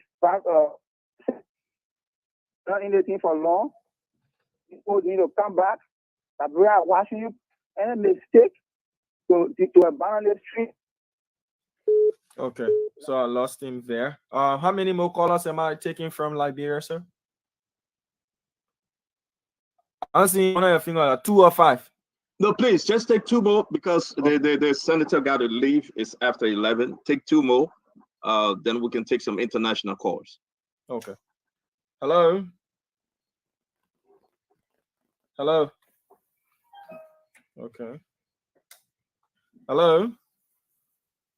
Okay, I lost that person. Thank you. So that's the 2 calls. That's the 2 calls you just lost. That's fine. Let's move on. James, take the international calls, please.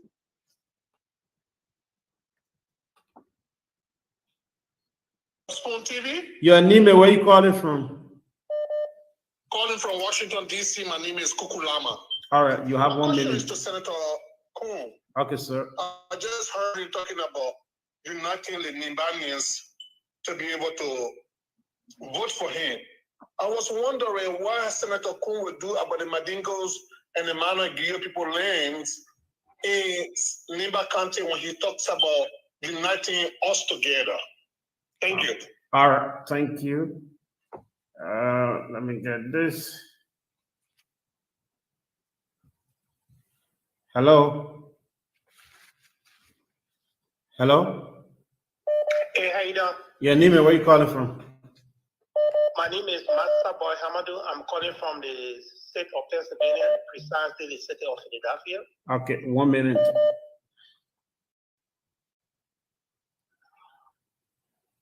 Please go ahead and ask your question, sir. All right, my question is going precisely to Senator Jeremiah Kuhn. I listened to you from the up to present. Your deliberation was very great, and you just make it clear to the Liberians where some people were in doubt that you couldn't have said you will support the war and economic crime code.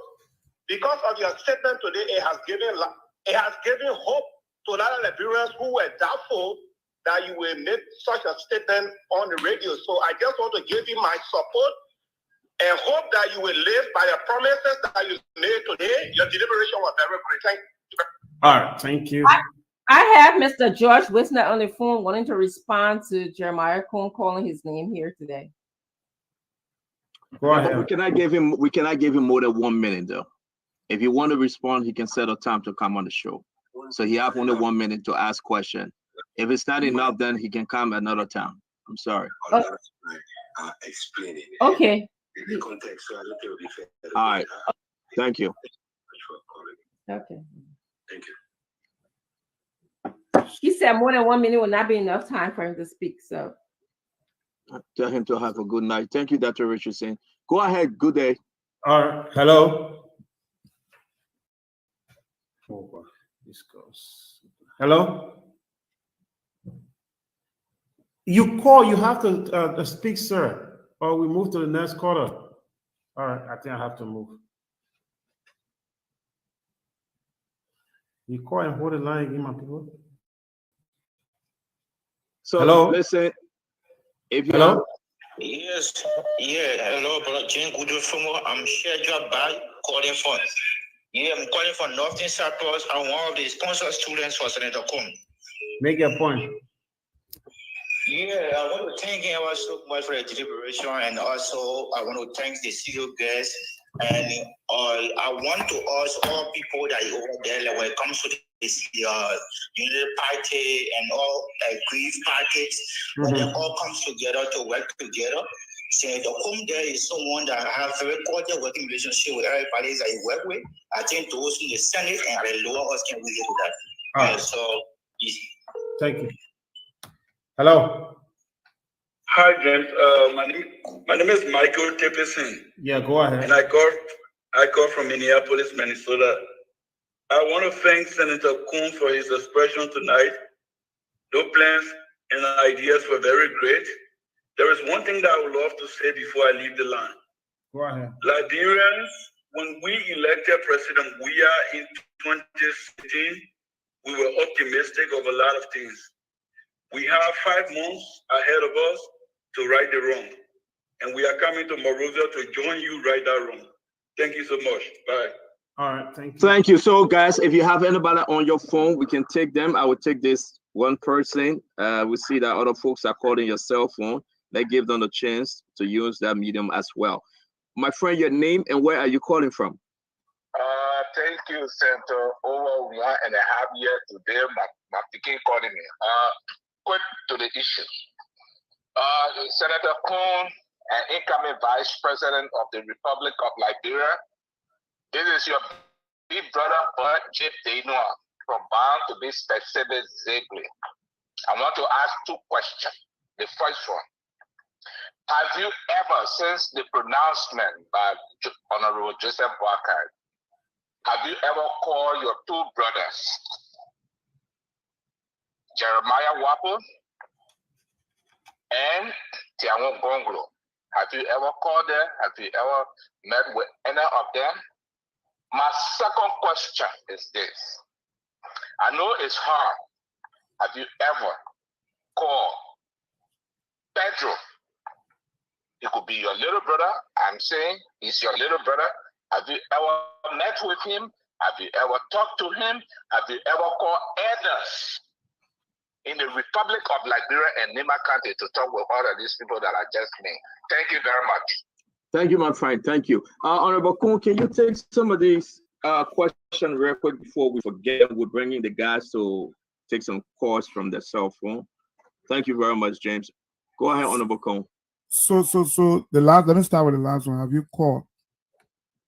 Yes, Wapo and myself, we were even at the program and we've been talking. The lines are open. We keep talking.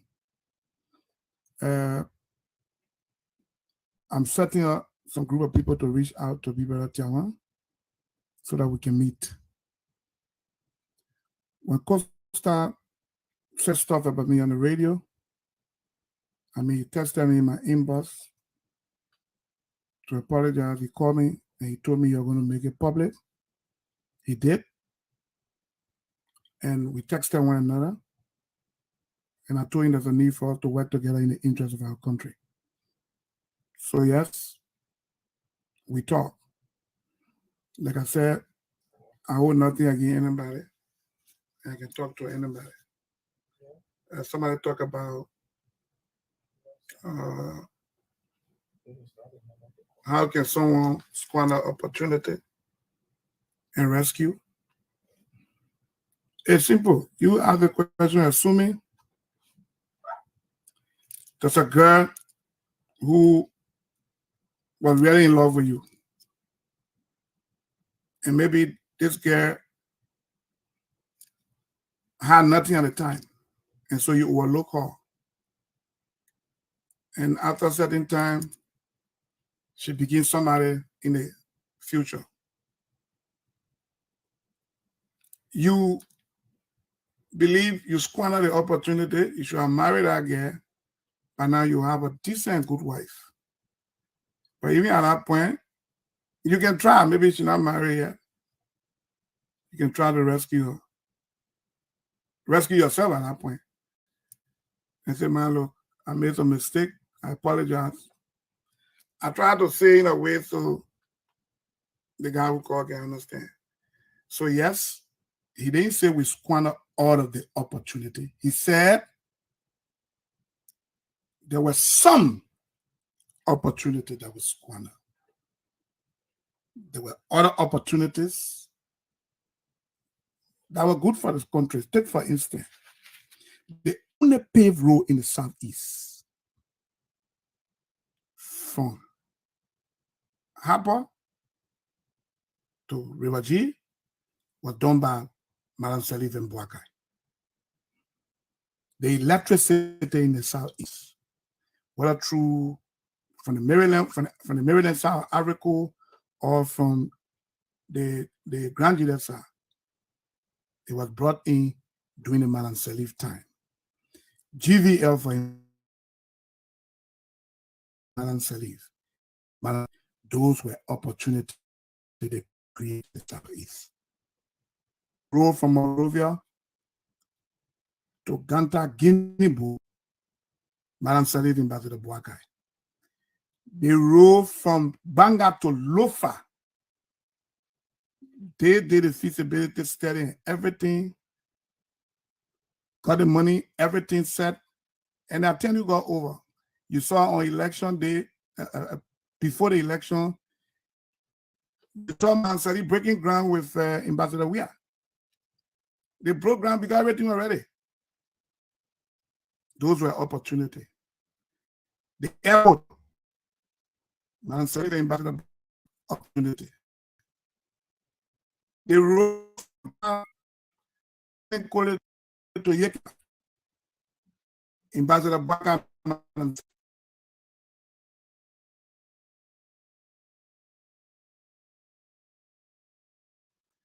The road from Sani Koli to Logwatu, Dam regime, Madam Salif and Boakai regime.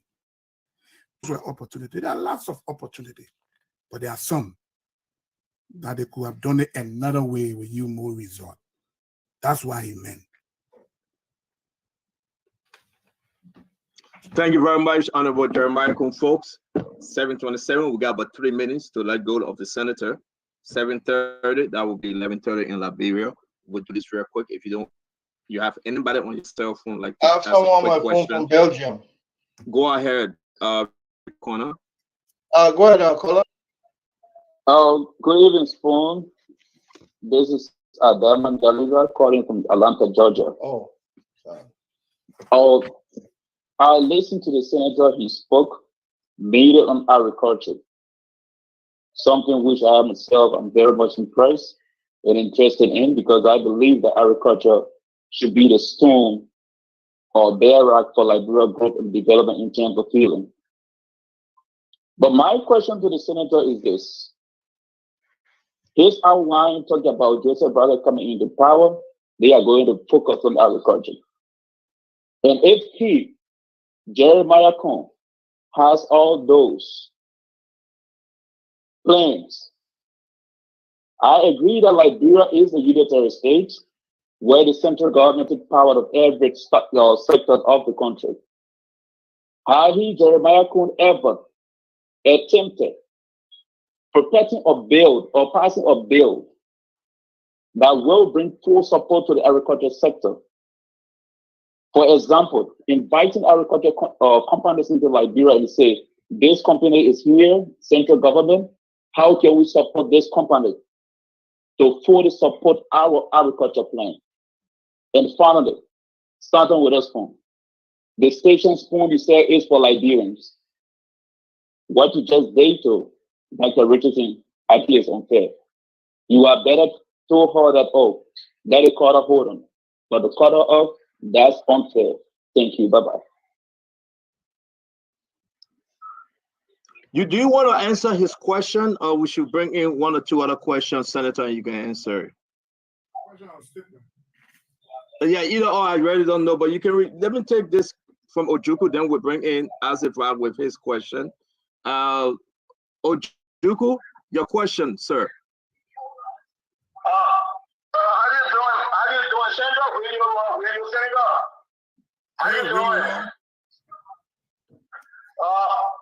Senator, first thing, let me me say thank you to the show today and some of us who trying to advocate for that brother go on a receivership. At least we're going to switch small and think another way. But what I want to say, Senator, from your own upbringing, your story is the story of Labron people. But you know, when we were growing up with school with the SOS children, and there's an organization that is going down the drain, we never hear about no more. And only in your own, put yourself in that situation, your upbringing, any do, you walk yourself with. But what you can do to revitalize this lost organization from government have, those children that were neglected, just people, children, and not naming other things. But then our trouble had the is was sitting and the government was paying their school fee into the serious schools. They were all on a mission with us because our on a mission, our lost the institute, we had the children there. So what is your plan? Looking at your own upbringing, what is your plan for this group of people? And my second question has to do with, we heard people saying, oh, and part of this, I know I'm a tested driver, I'm a gas seller, I'm a controller grain seller, I take the grain. We heard our former writer, that the second one said that. So what degree, Mr. Senator? Is there another propaganda or is there another promotional speech that you're making or you really know that when people father? Thank you, Ojugo. Thank you, Ojugo. I want you to just take that real quick, then I say we'll bring in the last two questions, sir. If there is no other person, please. Or Senator Cohn. Senator Cohn? Yeah. Can you please answer Ojugo and respond to the statement made by the previous quarter? Then I say we'll take us home, please. So Ojugo, this is not a rhetoric. I'm telling you how. If we have time, we can tell you the how. I'm not telling you the platform say transparency, good education, health. That's not what I'm telling you. I'm telling you how. If we have time to talk about health, I will tell you how Ambassador Bwaka intends to take care of the health sector. If we have time to talk about road, I will tell you what Ambassador Bwaka said in 90 to 100 plus days, the South-East road will be possible. It is possible. It's possible because the reason why the roads spoil every year during the rain, there are bigger trucks, 40, 50, 60 ton trucks, moving cement, rice, and other things on the road. If you went to Europe or America and got boats, whether 500,000 or $1 million, assuming you are $1 million and got 10 big boats, 10 of them that can transport a goods to the Southeast. We can stop heavy trucks from moving on the road, and we use the water, move cement, rice, and other things through the Greenville port. You can use Greenville port to bring it to Grand Gila and some part of River G, and through the Harper port. And you can sell the Maryland area and Grand Cru. You can get crusher, the rock crusher in America and Europe and other places. New one, you can get it $1 million or change. Fairly used one, maybe 500,000. You can put crusher in some of the corridors. There are racks everywhere in Liberia. You're not buying racks. Crush your rack, get some truck, haul it to those places, dump it there. Create a road. And the road will be possible. These things are achievable. It can require good manager and attention and time. Wow. Thank you very much. Thank you. There was a question from a caller in Maryland area about land in United the Manigo Park. Right. Just to bring that to you. So if you check my office, on a special interest. If you check that's okay, guys. That's okay. Let the senator respond. We gotta go, gentlemen. My office as a senator in Nima County, every tribe is represented. Madingos are in my office. The Crowns are in my office. The Gills, the Mano, all of them in my office. Now, the land situation in Ganta, to some extent, was addressed, but the executive had not paid some attention. There was a committee set up by Madam Salih. They went across the county, and if Stanton claimed he owned the land, and that the Richardson built on the land, they call both of you and ask two of you, we want to make peace between you. Stanton, the house on the land value maybe 10,000 in the land. Which are you willing to take the 10,000? If Stanton, who claimed to own the land, took the 10,000, then he got to waive the house and the land to Dr. Richardson. Some money were paid. The government could not move forward. The recent land case in Ganta, the president started a committee. That committee met. The people requested that one of the senators involved. I got involved. I had a meeting on my farm with all segments of the group, those on the land, those who claim to own, the both parties that claim to own the land. We talk about them. We brought down to money.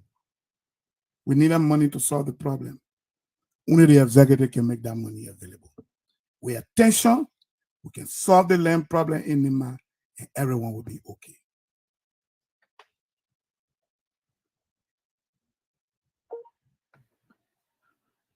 Okay. We have to go real quick. They should stick to the question. You're Right. going to take us on this one. Go ahead, Abba. Wonderful. All right. The first person is Mark Kadami. Mark, ask your question. Thank you. Thank you, Mr. Ase. My question to the Honorable Senator, Mr. Coon, is that Mr. Coon and I know him as a senior brother before he became a lawmaker. And Mr. Coon took my property and used it. Mr. Coon that is in the office there, he is president in the studio, used my property when my father was very ill to the point of death, refused to pay my money. I really want to know how he feels about everything he has said. Refusing to pay my money, he has admitted many times that his institution owe me, he doesn't owe me. And so sadly that in the process of fighting for this, my money, I had to lose everything. My dad passed, everything go on. Mr. Coon still deliberately refused to pay my money. So it's a shame to see him talking all the good things. I'm so happy that he has come up publicly and saying those things.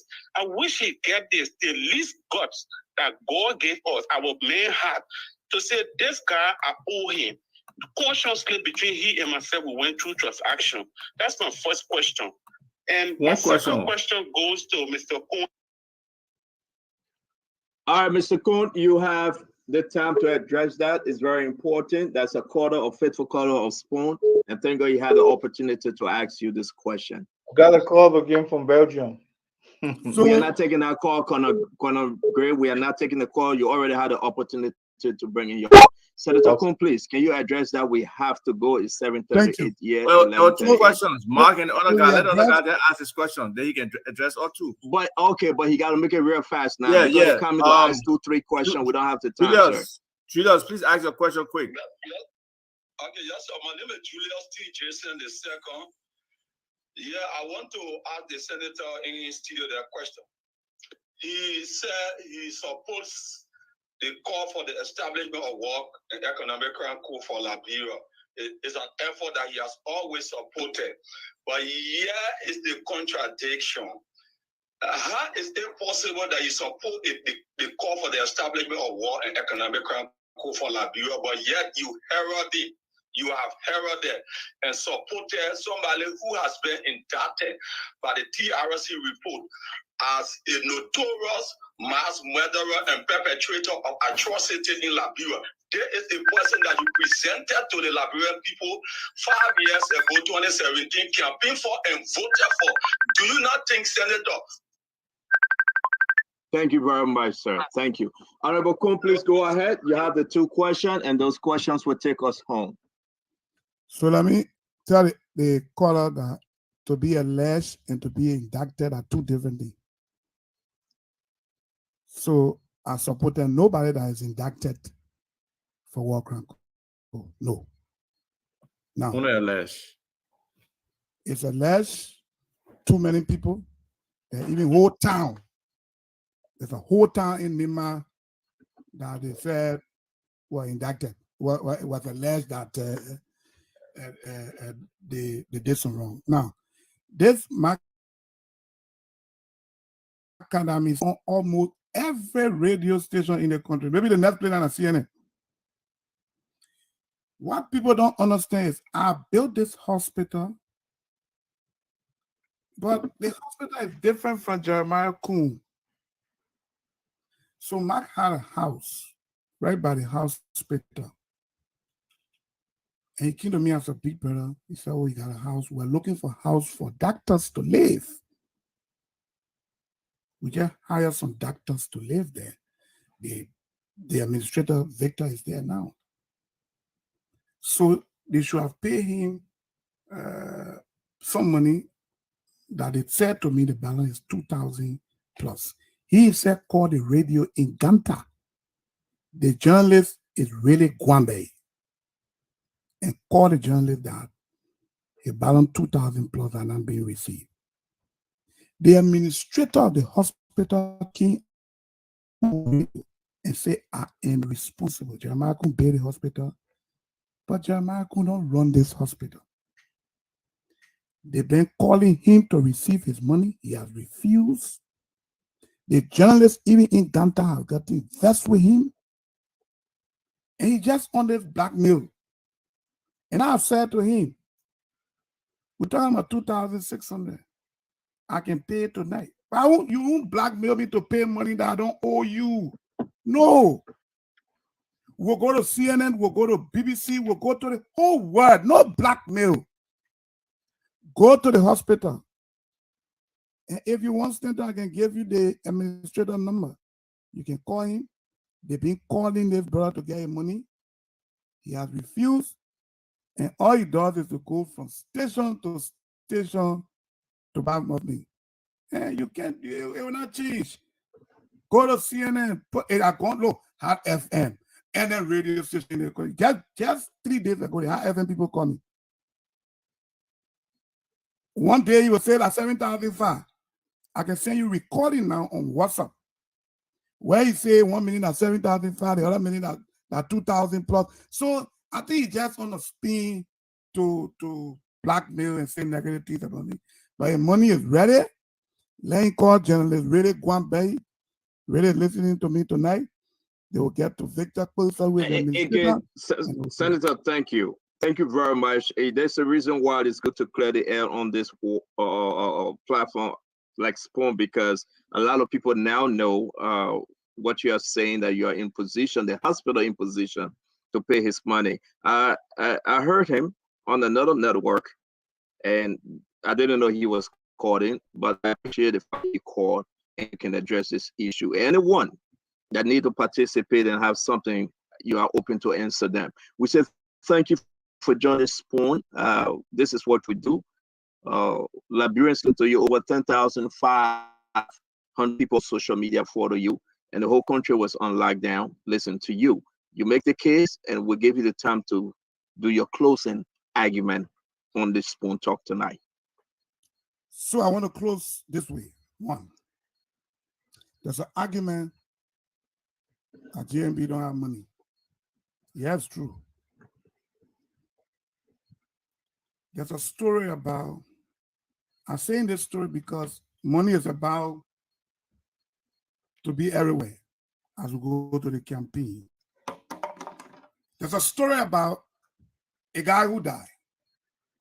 And on earth, we all know the preacher man said, when you are wicked, you die, you go to hell. And there's fire in hell, you'll be tested, you don't have water. I don't all learn these things, especially those are also are Christian. Well, Christian or Muslim, we learn them. Die. And when you die, the first thing God would ask you to choose somewhere to rest until he's ready for judgment, to judge you. So the guy died, and the first place he went was around hell door. And he saw on the door. So he asked to the door, can I look, can I spy in that door? I'm going to heaven to ask God for God to tell me where he got it from. The guy said, okay, the guy opened the door, and the guy looked in hell, There was air conditioning, people enjoying themselves, everybody dancing. He had a school. And they closed the door. The guy said, I thought they here play when we were on earth. The pastor and say they play fire here, burning people, and nobody can rest, everybody crying. Anyway, he took the elevator and went to heaven. When he got in heaven, everybody, hallelujah, amen, hallelujah. So you were waiting when God came. God said, young man, welcome. He said, yeah, thank you, Chief. He said, you have a choice to choose whether heaven or hell until judgment is ready. So make a choice. The guy said, Chief, I prefer hell.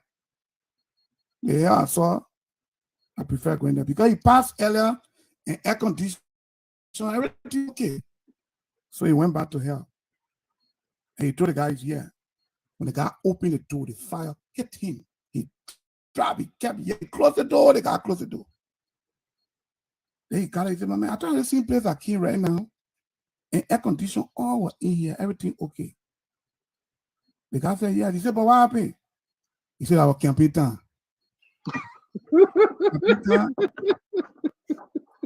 The people can bring air conditioning in here. Everything here can be okay. But right after campaign, the fire started. When you came, it was campaign time. But the people gone. This is how we live here. Money will come. This is campaign time. If you take your seats here, take it. And eat it now. For 6 years. 6 years. Thank you. God bless you. Hey, Jeremiah Kunde, Senator Nibakante, have a wonderful evening. Good night, good night, good night to you. Good night to your team. Wow, wow, wow, wow. You can see they say dry does sweet. Why you be eating before the door turn dry? Animal control, you forgive me, yeah. We can now go back to the ANC CPP folks. I'll mind my business. Yeah, you're enjoying the night. You're enjoying the night also, and so. Madiga, I will say this real quick because we got 10 minutes. No. That's a person too tired. She gets smart. Just like. And let me say this to you. When I ran campaign for the people, she said, But let's come back to the conversation here real quick. You need to take a picture, a new picture, or your president. So we're not going back to that picture, Salamatu. Wait.